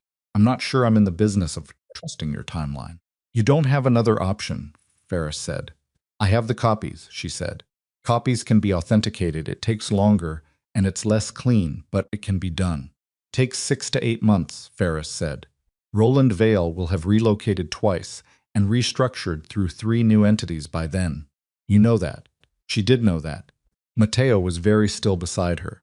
She could feel the specific quality of his stillness, not the controlled stillness of his usual manner, but something more taut, the stillness of a man who is holding something back that wants very badly to move. What do you want from him? She said, nodding slightly toward Matteo. Ferris looked at Matteo. Non-interference, he said. I operated in your network without authorization for 8 weeks. I used your infrastructure to access communications I was not entitled to access. I want a stated agreement that you will not pursue those actions through whatever channels you would normally pursue them. You want me to let it go, Matteo said. I want a clean exit from this situation, Ferris said. And from me? Vivian said. Ferris looked at her. The neutral face stayed neutral, but something behind it shifted, a quality of attention that had not been present when he was talking to Matteo. From you, he said slowly. I want something different. She waited. I want you to come work for me, he said. The warehouse hummed. The lights buzzed. Somewhere on the river, the barge horn sounded again, further away now. No, she said, immediately flatly, without a breath of consideration. You've been operating inside someone else's structure your entire career, Ferris said. Frankfurt, then Vescari's network, then Vale's household. You have never once built anything for yourself. I'm in the process of changing that, she said. With what resources? Ferris said. The frozen Vale accounts generate legal fees and nothing else. Your financial intelligence is excellent, but it requires infrastructure to monetize. I have the infrastructure. You have a leverage operation, she said. That is not infrastructure. That is a liability with a countdown timer. Everything is a liability with a countdown timer, Ferris said. Question is whether the return justifies the exposure window. The answer is no, she said. Final answer. What else? Ferris looked at her for a long moment. Then something happened in his face, not quite a smile, and not quite resignation.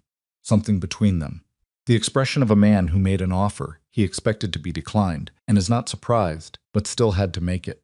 The Meridian originals in exchange for Vescari's non-interference agreement, he said. That's the transaction. And my timeline is protected, Vivian said. You don't move on the 3 names until Roland Vale's prosecution is complete. 60 days, Ferris said. I'll give you 60 days. 90, she said. 75. Done, she said.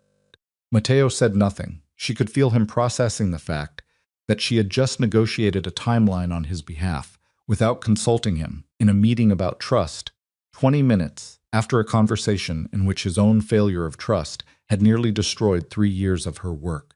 She felt him process it, and she felt him decide consciously to let it stand. Ferris reached into his jacket for a second key. Then every light in the warehouse went out. Not a flicker, an immediate total blackout. The kind that happens when someone cuts the primary feed rather than trips a breaker. One moment, the overhead lights. The next, a darkness so complete that Vivian's eyes had nothing to adjust to. She was on her feet before she consciously decided to stand. Her chair went backward. Her hand found the edge of the table. Ferris, she said. Nothing from his side of the table. Teo. She moved her hand along the table edge toward where he had been sitting. His hand found her wrist in the dark, a grip. Firm. Immediate. He was already standing. Sounds from the periphery of the warehouse. Not his men, his people, were outside, and these sounds were coming from the deep shadow sections of the interior that the overhead lights had never reached. Footsteps on concrete, more than 2 people. Moving with the specific careful placement of people who had been standing in the dark long enough for their eyes to fully adjust before the lights went out. Someone had been in the warehouse before them, in the dark sections, waiting. The case, Vivian said low. Matteo's grip on her wrist tightened once he had the same thought, and then released. She heard him move around the table. She moved the other direction, back toward where the table edge had been, reaching for the document case. Her hand found the table. The case was gone. Not Ferris. Ferris would have taken it in the moment the lights went out, which would have been a planned exit. But Ferris had been on the other side of the table, and the case had been in the center, and the footsteps from the periphery were still moving, converging, and they were not converging on the table. They were converging on the door. She understood it in the same instant. She heard the first sound of impact, a grunt, short and hard, from somewhere to her, right where Matteo had moved. Not Matteo's voice. Someone else's. Someone who had walked into him in the dark, and discovered immediately that walking into Matteo Vescari in a confined space was a serious mistake. She heard the specific sounds of 2 people in very close physical conflict. No distance, no technique, just weight and leverage, and the brutal economy of people who are trying to end something quickly in the dark. She moved toward the door. The man between her and the door was not expecting her to come toward him. He was expecting her to stay near the table, near Matteo, in the defensive crouch that most people default to when they are suddenly blind and outnumbered. She had spent 3 years inside Gideon Vale's life, learning to do the thing people don't expect. And what people never expect is for the smaller person to come directly at them in the dark. She felt him before she saw him, the displaced air, the warmth of a body in a cold warehouse. And she moved left and brought her elbow up and connected with something that gave a satisfying crack and produced a sharp sound from whoever she'd hit. Not down, she hadn't hit him hard enough to put him down, but disoriented, and disorientation was enough. She got past him, the door, cold metal handle. She pulled it, and the river air hit her, and in the pale winter light of the access road, she saw two things simultaneously. Mateo's 4 perimeter people moving toward the warehouse entrance at a run, drawn by the sounds inside, and a dark vehicle accelerating away from the building along the service road toward the waterfront. In the back window of the vehicle, barely visible, the angular shape of a metal document case. She ran. Not toward the vehicle, it was already 50 yards out and accelerating. She ran toward the perimeter team's SUV, the one parked at the service road junction, and she reached the driver's side door and pulled it open. And the driver, one of Mateo's people, young, startled, looked at her with wide eyes. "Keys," she said. "Miss Calder, keys." She held out her hand. He gave them to her. She was behind the wheel before the door finished closing. The engine turned over. She pulled out onto the service road and pushed the accelerator down, and the SUV responded with the immediate heavy surge of a vehicle that had been built for exactly this kind of use. The dark vehicle was at the waterfront now. She could see its taillights at the end of the service road, and it wasn't turning. It was heading for the dock. There was a boat. There had always been a boat. She understood that now. Understood that whoever had been in the dark sections of the warehouse had come in from the waterside and planned to leave the same way, and the 60-second lead they had on her was exactly enough to reach the dock and be gone before she could close the distance.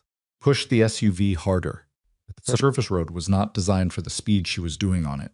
The vehicle bucked over a drainage seam, and she felt the wheel pull left and corrected, without lifting her foot. The taillights ahead were not getting closer fast enough. Then they stopped. The dark vehicle had stopped at the edge of the dock. Not because of her, she was still 100 yards back. It had stopped because something was blocking the dock access. She couldn't see what from this distance. She didn't slow down to figure it out.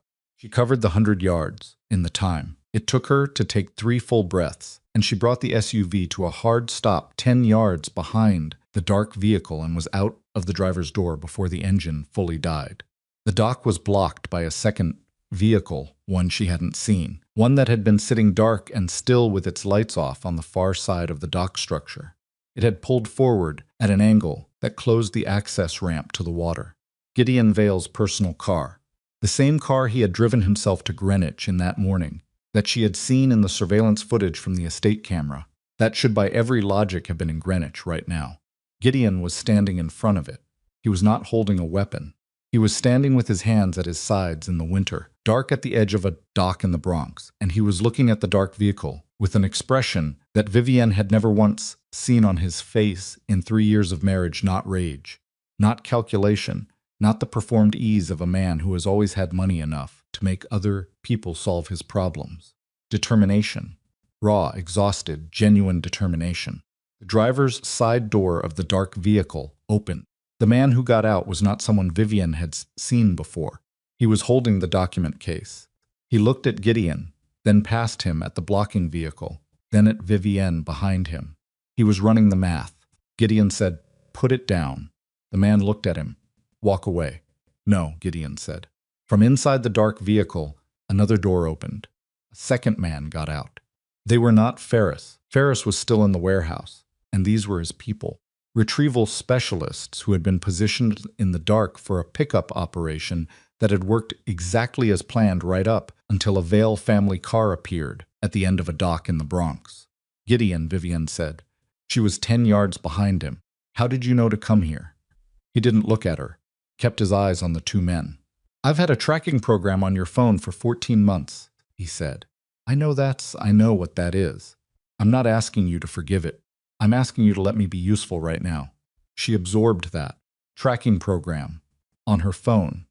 Which meant he had known her location for over a year, which meant the surveillance had not originated entirely from Ferris, which meant there was another layer to what had been reading her movements, and the cascade of implications from that single sentence was going to take time she did not currently have to fully process. She filed it, pushed it back later. The case, she said to Gideon. That's what matters. I know, he said. The two men at the vehicle were communicating with each other in the specific non-verbal economy of people who have worked together long enough to not need words. The one with the case shifted his grip on it. The other moved slightly to the right, a flanking instinct, creating a split focus problem. Then Matteo arrived. He came from the service road at a run coat open, breathing hard, a cut along his left cheekbone, from whatever had happened in the dark inside the warehouse. Not bleeding badly, but vivid in the dock lights. He pulled up beside Vivienne and took in the scene in 2 seconds. 2 men, 1 case. Gideon Vale standing between them and the water. Vivienne, Matteo said, his voice rough from the run. Tell me what you need. She looked at the 2 men. She looked at the case. She looked at Gideon, standing at the edge of the dock, with his hands at his sides, blocking the water access with his body and his car, in a move that had no strategic sophistication whatsoever, and had worked anyway. The man on the left is going to throw the case in the river if this doesn't resolve in the next 30 seconds, she said quietly. He's been shifting his grip toward an underhand throw for the last 20 seconds, and he keeps checking the water. How do you want to handle it? Matteo said. I'm going to talk to him, she said. That's not Matteo. She looked at him. The cut on his cheekbone, the hard, controlled breathing, the specific look of a man who has spent 30 seconds in the dark with someone trying to hurt him and came out the other side intact. I'm going to talk to him. She walked forward. Past Gideon, she felt him start to move to follow her, and she held up one hand without turning, and he stopped. Past the point where the dock lights created a clear separation between the serviced area and the water-facing section. She stopped 8 feet from the man with the case. You work for Ferris, she said. He looked at her. He's not going to pay you for this, she said. Whatever he promised you, for the retrieval he's going to dock it because the exit route failed. That's how people like Ferris operate. The penalty clause is always in the terms. The man's grip on the case shifted slightly. She watched it. You're holding 14 months of my work in that case, she said, and 3 names that are worth a great deal of money to a great many people. I understand why Ferris wants it. I understand why you're holding it. What I need you to understand is that there is no version of the next 10 seconds where throwing that case in the river is good for you specifically. Why not? He said. Because Ferris loses the asset and takes it out of your pay, she said. And because the man standing behind me has a longer memory than Ferris and significantly more patience. She heard Matteo behind her, holding position, saying nothing, letting her work. The man with the case looked at her. He looked at the water. He looked at the case. His partner said quietly, Drez. The man Drez looked at his partner. Something passed between them. Drez set the case down on the dock. He took 1 step back. Vivienne walked forward, picked it up, and turned around. Gideon was standing 5 feet behind her. Matteo was 10 feet further back. The dock lights caught the cut on Matteo's face, the exhaustion in Gideon's posture, the specific stillness of a moment that has stopped moving and is waiting to understand what it is. She held the case. She looked at both of them, the man she had married and the man she had loved, and the specific wreckage and grace of standing between them on a dock at the end of the worst day any of them had ever survived. We need to go, she said. Nobody argued. Behind them, the sounds of the river continued indifferent. Constant, the water moving against the pilings the same way it had been moving before any of them arrived and would continue moving long after they left. Vivienne walked off the dock with the document case in her hands and the cold off the water pressing against her face. And she did not look back at the 2 men by the vehicle. And she did not allow herself to feel, yet, the full weight of what she was carrying. Not the case. Everything that had to happen before morning. She got back into the SUV and set the case on the seat beside her and put her hands on the steering wheel and breathed. Matteo opened the passenger door and got in. Gideon stood outside the driver's window for a moment. She looked at him through the glass. He looked back at her, with that unfamiliar expression, the one without performance, without the practiced authority of a man who has always had the structural advantage. Just a person standing on a dock in the cold who had driven himself to the Bronx in a tracking-assisted guess and blocked a water exit with his car. She rolled down the window. "Get in the back," she said. He got in the back. She pulled off the dock and onto the service road and drove north toward the highway, and them rode in silence through the industrial dark of the waterfront, with the Meridian Originals in a case on the seat beside her, and Roland Vale somewhere between Greenwich and whatever was left of his plan, and a senator and a judge and a deputy director, whose names were printed on paper that she now held, and Ferris somewhere behind them reassembling the pieces of an operation that had just lost its centerpiece, and the federal window still open, still counting down, still waiting for someone to use it correctly. She drove, she thought, and somewhere in the space between the Bronx waterfront and the southbound on-ramp, she understood exactly what had to happen next. Not the careful, long architecture version she had been building for 3 years, but the compressed, improvised, all-or-nothing version that the night had forced her into, the one that required her to walk into the one place she had been avoiding, directly to Roland Vale. She called Roland Vale from the highway. He picked up on the second ring, which told her everything she needed to know about where his head was. A man who is still in control doesn't answer unknown numbers at 9 o'clock at night. A man who is waiting for the walls to finish closing answers everything. "Roland," she said, silence. Then, with a steadiness that cost him something, "I have the Meridian Originals," she said. A longer silence. "Where are you?" he said. 40 minutes from Greenwich," she said. "I'm coming to you, that's not." He stopped, started again. "That is not a conversation I intend to have with Matteo Vescari in the room." "Matteo won't be in the room," she said. She felt Matteo turn to look at her from the passenger seat, kept her eyes on the highway. "And Gideon?" Roland said. "That's up to Gideon," she said. In the back seat, Gideon said nothing for a moment. Then quietly, "I'll be there." She had not been certain he would say that. She had not been certain of anything about Gideon Vale since the dock, since the moment he had appeared out of the winter dark, with his car blocking the water access and his hands at his sides and that unfamiliar expression on his face. He had driven himself to the Bronx. He had stood on a dock. He had told her, without any architecture of excuse, that he had tracked her phone for 14 months, and then he had gotten into the back seat and been silent for 40 minutes because there was nothing to say that was larger than what he had already said. She was not going to forgive him for the tracking. She was not going to pretend it was a small thing. But she had also spent 3 years surveilling his entire financial empire from inside his own household. And she was not in a position to hold the moral absolute without acknowledging the specific shape of her own compromises. They were what they were, both of them, imperfect instruments of a situation that had required imperfect people. "I'll be there in 40 minutes, she said to Roland. "Have your attorney present if you want. It won't change anything."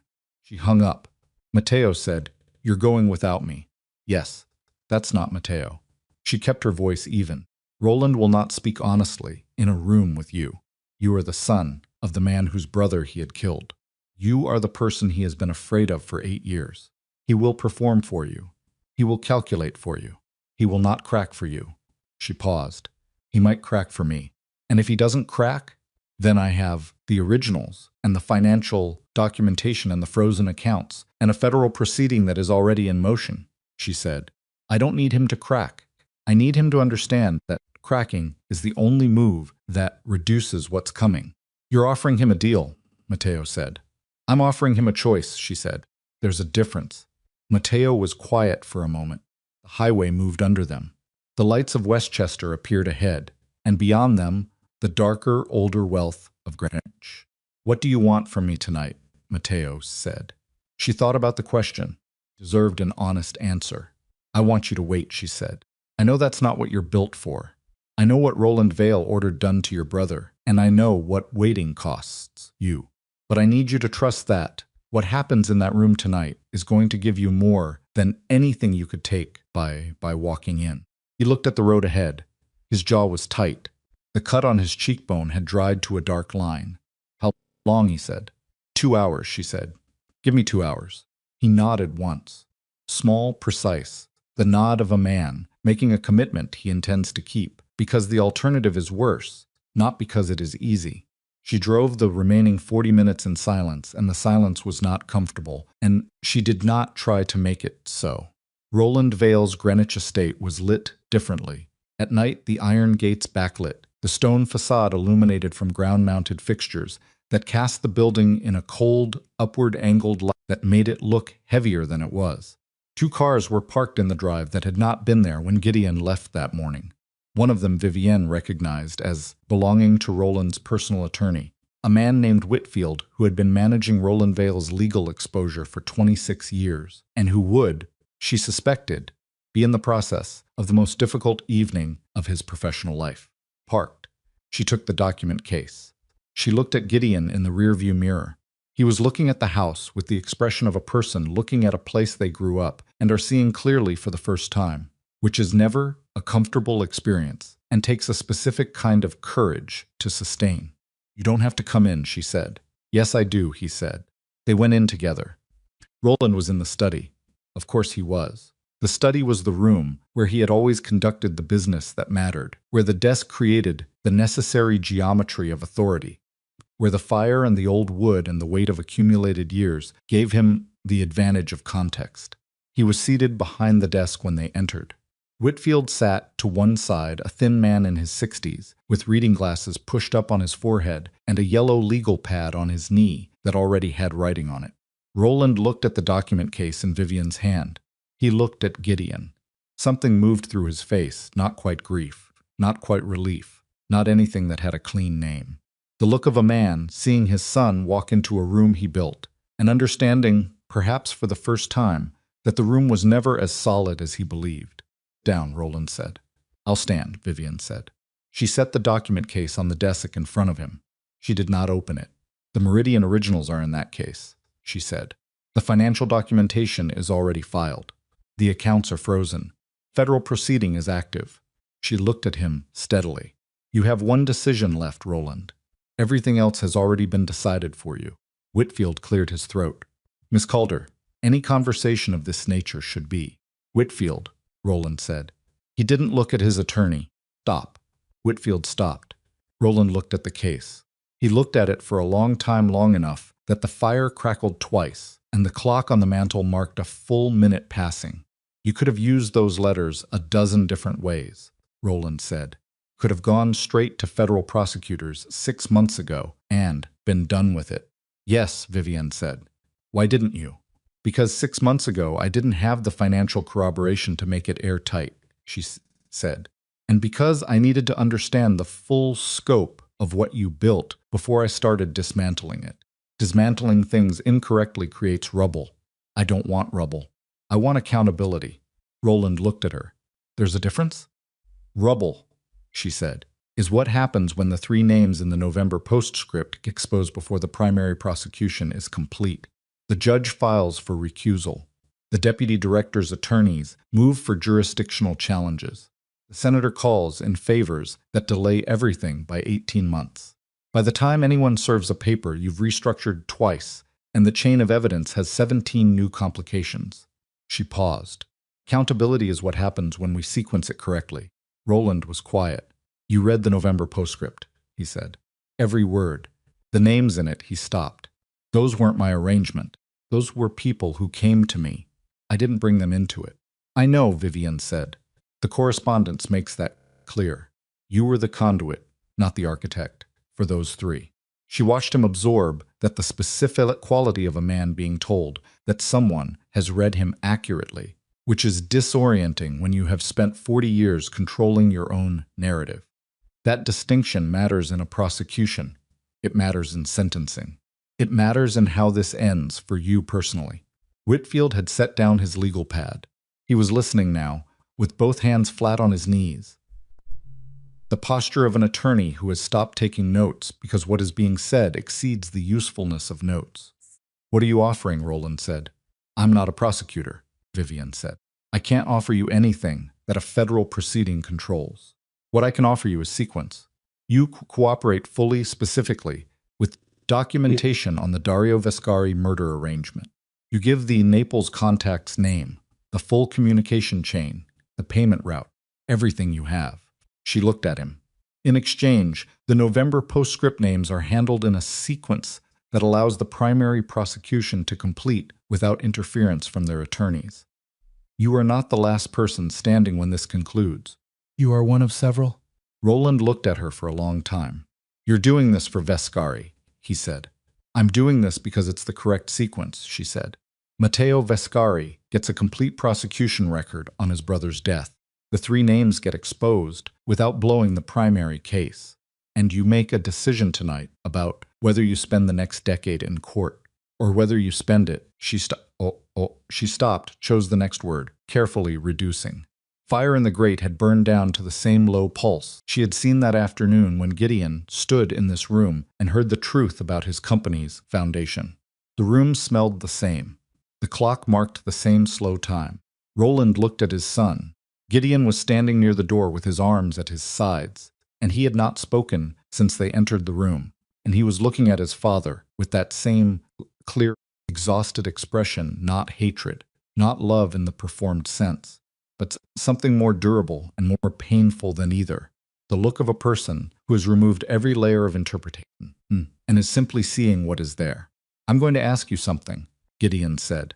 His voice was quiet, and I need you to answer it honestly. Not for her, not for the attorneys, for me. Roland waited. Did you know, Gideon said, when you told me to marry her, did you know she was working toward the truth about Dario Vescari? Roland was silent for a long moment. I suspected she was connected to interests that were watching us, he said. I did not know the specific nature of what she was building. But you used me to get close to her, Gideon said. You used my marriage as a surveillance position.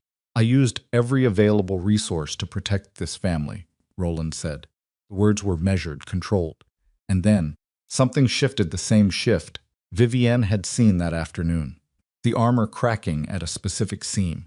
And I have been protecting this family through methods that I understood to be necessary at the time, and that I am sitting here tonight unable to fully defend. It was not an apology.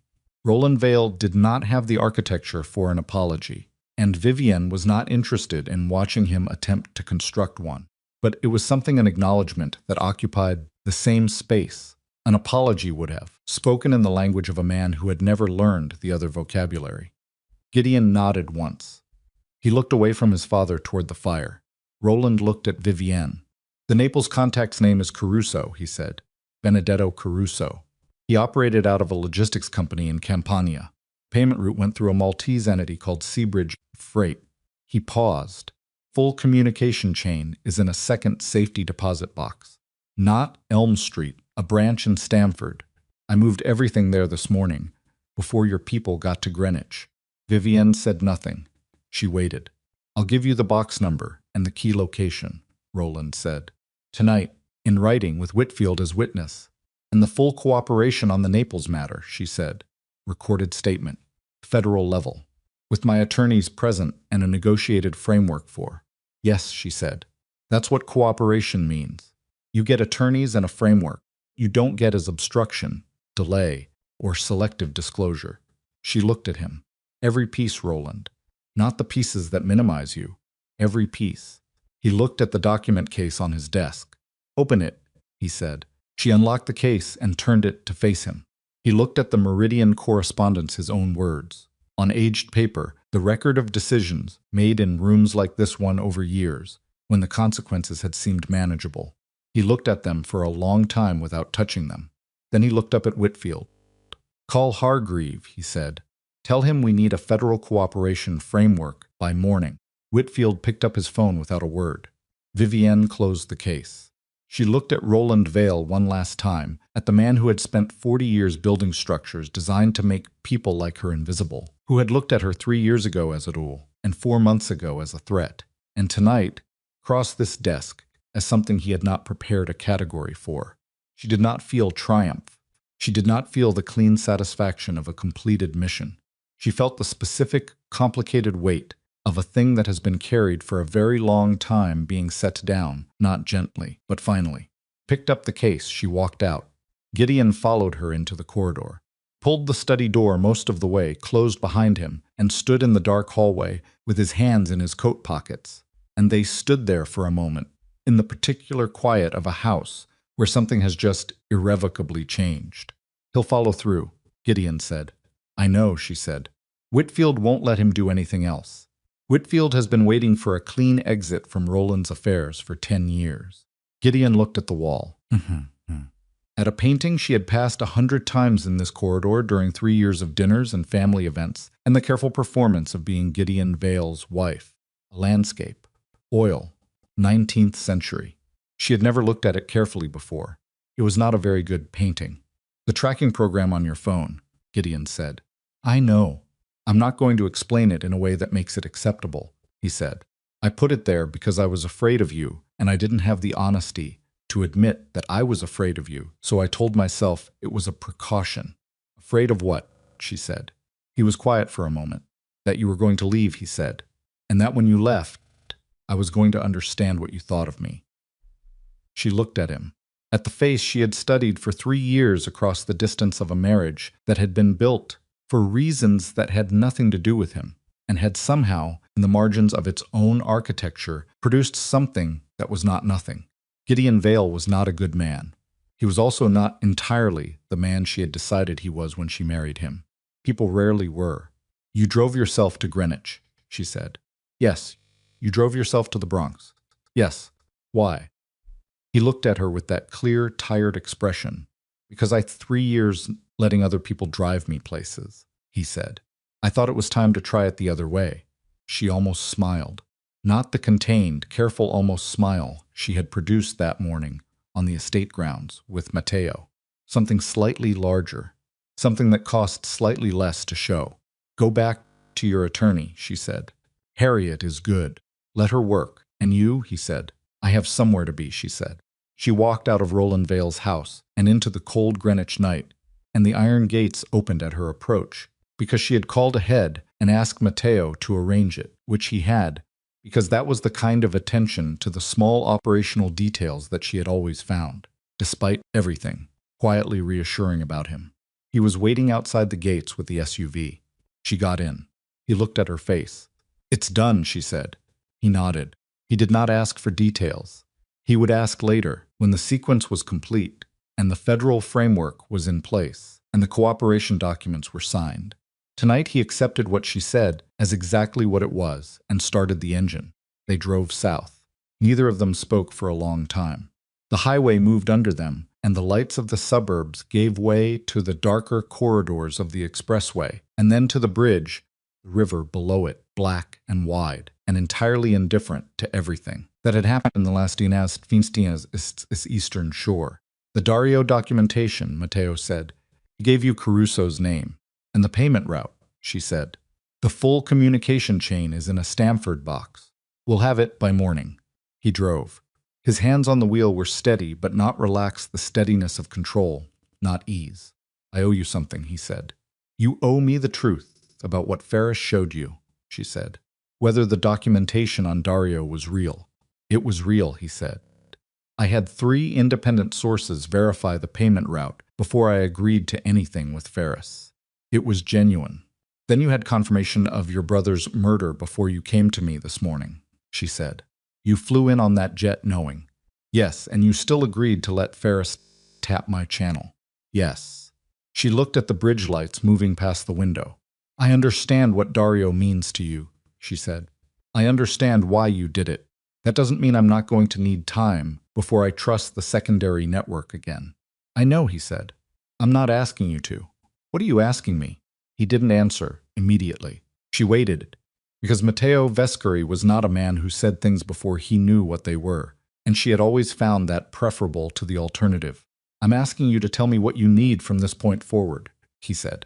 Not what you needed 3 years ago. Not what you needed this morning. What you actually need now that this is finished. Thought about it. The bridge crossed the river, and the New York skyline assembled itself on the other side, the lights of a city that had been there before any of them, and would be there after, indifferent and constant, and full of people living lives that had nothing to do with safety deposit boxes and frozen accounts, and the specific moral mathematics of people who operate in the margins of power. I need to build something, she said, with my name on it. Not yours. Not Gideon's, mine. The security and investment company, he said. Yes. I won't interfere with it, he said. I know you won't, she said. Because if you do, I'll dismantle it, and you know exactly how well I do that. He almost smiled. She saw it in his profile, the slight shift at the corner of his mouth, the thing that was not quite a smile, but occupied the same space. I also need you to understand something, she said, about what happened today, about this morning and the dock and all of it. Tell me, I chose to trust you before I knew about the secondary network, she said. And then I found the network, and I had 30 seconds on a gravel path where I was ready to end every part of this that involved you. She looked at him. I didn't. I know, he said. I didn't because the work was more important than the anger, she said. Not because I forgave it. Not because I decided it was acceptable. Because I am a practical person, and the work required you, and ending it would have cost more than continuing it. She paused. I need you to understand the difference between those things. I understand, he said. You were not forgiven, she said. You were prioritized below the objective. Yes, that's not love, she said. That's not even trust, exactly. No, he agreed. It's something else. It's respect, she said, for what you're capable of when you're not operating behind someone's back. He was quiet for a moment. That's more than I expected, he said. Tonight. Don't make me regret the generosity, she said. He drove. The city moved around them, and the SUV went through it, like everything else moved through New York at night, with purpose, without ceremony, absorbed into the density of a place that makes everyone equally small and equally possible. 3 weeks later, the cooperation documents were signed. Benedetto Caruso was named in a federal complaint filed jointly by prosecutors in 2 jurisdictions. The Meridian correspondence was entered into evidence.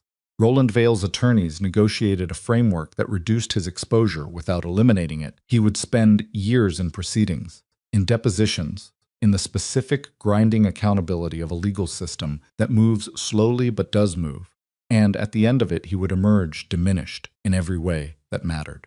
Gideon Vale's company was restructured under independent oversight. Stolen capital was traced and partially recovered. People whose investments had been built on the foundation of Roland's arrangement received notification and, eventually, partial compensation. Gideon cooperated fully with every proceeding. Harriet was good. She had always been good. She simply had not, until now, been pointed in the right direction. The 3 names in the November postscript were disclosed in sequence. After the primary prosecution reached a point of irreversible momentum, in a manner that allowed the relevant authorities to act without the jurisdictional complications, Vivien's had described to Roland across his desk. The judge recused himself before he could be removed. The deputy director resigned. The senator did not run for re-election and declined to explain why, which was explanation enough. Ferris disappeared. Not dead, she would have heard. He simply stopped being visible in the places where people like him were usually visible, which meant he had taken his library and moved it somewhere quieter and was waiting for the next situation where someone needed what he had. She was not naive enough to believe she had seen the last of him. She was also not worried about it. She had handled Ferris once. She understood the grammar of how he operated. She filed the incorporation documents for her company on a Tuesday morning in February, in a glass-fronted office in Lower Manhattan that she had leased under her own name with her own money she had earned, and saved in the years before Gideon Vale, before Frankfurt, before any of it. Startup capital was modest. The infrastructure was lean. The first 2 clients were companies she had identified during her 3 years inside the Vale household organizations with legitimate security needs and financial intelligence gaps that she was uniquely positioned to address. She hired 4 people. All of them were good at different things. None of them were people who had worked for Matteo or Gideon or Ferris or anyone else whose operations she had been inside. She was starting clean. Matteo came to the office one afternoon, 6 weeks after the incorporation. He did not call ahead. She would have found a reason to postpone, and they both knew it, and he was apparently done accommodating postponement. He knocked on the glass door, and she looked up from her desk and saw him, standing in the corridor in his dark coat with his hands at his sides, and she held his gaze for a moment before she stood and went to the door. She opened it. He looked at the office. At the desk, the 4 workstations, the view of Lower Manhattan through the window. He looked at the name on the door, Calder Strategic. in simple letters on frosted glass. "How is it?" he said. "Difficult," she said. "Good." He nodded. "The Caruso proceedings are moving," he said. The Naples contact gave a full statement. "The payment chain to Roland is documented end to end." "I know," she said. "I've been following it." "There will be a hearing next month," he said. "Dario. Formal acknowledgement of the circumstances." He paused. "I would like you to be there." She looked at him. Cut on his cheekbone, healed now to a thin line. At the specific quality of stillness that had always organized him, less controlled now, she thought, than it had been. Or maybe just organized around something different. Something that had been named and was no longer requiring the same energy to contain. "I'll be there," she said. He looked at her for a moment longer. "The jet is at Teterboro," he said, "for the Naples hearing. If you want to fly from there, I'll let you know," she said. "It's not a yes," he said. "No," she agreed. "It's not." Accepted that. He turned to go. "Matteo," she said. He turned back. She looked at him across the threshold of a door that had her name on it, in a city that had never cared who she was or wasn't, in a life that was, for the first time, organized around no one's priorities but her own. "Thank you," she said, "for this morning. 3 weeks ago. Date." He looked at her. "I caused half of what went wrong that day." "Yes," she said. "And you got on a plane when I needed you to. Both things are true." He was quiet for a moment. "Come to Naples," he said. She said nothing. He left. She went back to her desk and sat down and looked at the window at the city, moving in its perpetual, indifferent way below, at the gray February sky that was neither promising nor threatening, simply there. She thought about Naples. She thought about the hearing, and the formal record, and the name Dario Vescari, spoken in a proceeding that would finally, after 8 years, mean something. She thought about standing in a room where accountability had a face and a date and a legal weight. She thought about who she would be in that room. Not Gideon Vale's discarded wife. Not Matteo Vescari's instrument. Not the woman Roland Vale had tried to use and failed to see clearly enough to use correctly. Just Vivienne Calder, who had walked into a marriage as a strategy and walked out of it as herself, who had built something in silence for 3 years and then spoken it at full volume on a dock in the Bronx at night, who had made compromises and paid for them and made different ones and paid for those too and had arrived here, at this desk, in this office, with this name on the door, without having destroyed herself in the process. That was not nothing. It was, in fact, the only thing she had ever specifically wanted, and she had not known that until this moment, sitting in a room that was hers, in a city that asked no questions, in a life she had finally imperfectly, expensively, irreversibly claimed. Picked up her phone. She texted Matteo 2 words, "Send details." She set the phone down. She went back to work. Outside, New York moved the way it always moved, without ceremony, without conclusion, without the pause that would let you stand still, long enough to feel the full weight of what you had survived. The city absorbed Vivienne Calder the way it absorbed everyone who arrived in it having been through something. Completely, immediately, without distinction. She did not need distinction. She needed the work. And the work, for the first time in a very long time, was entirely hers.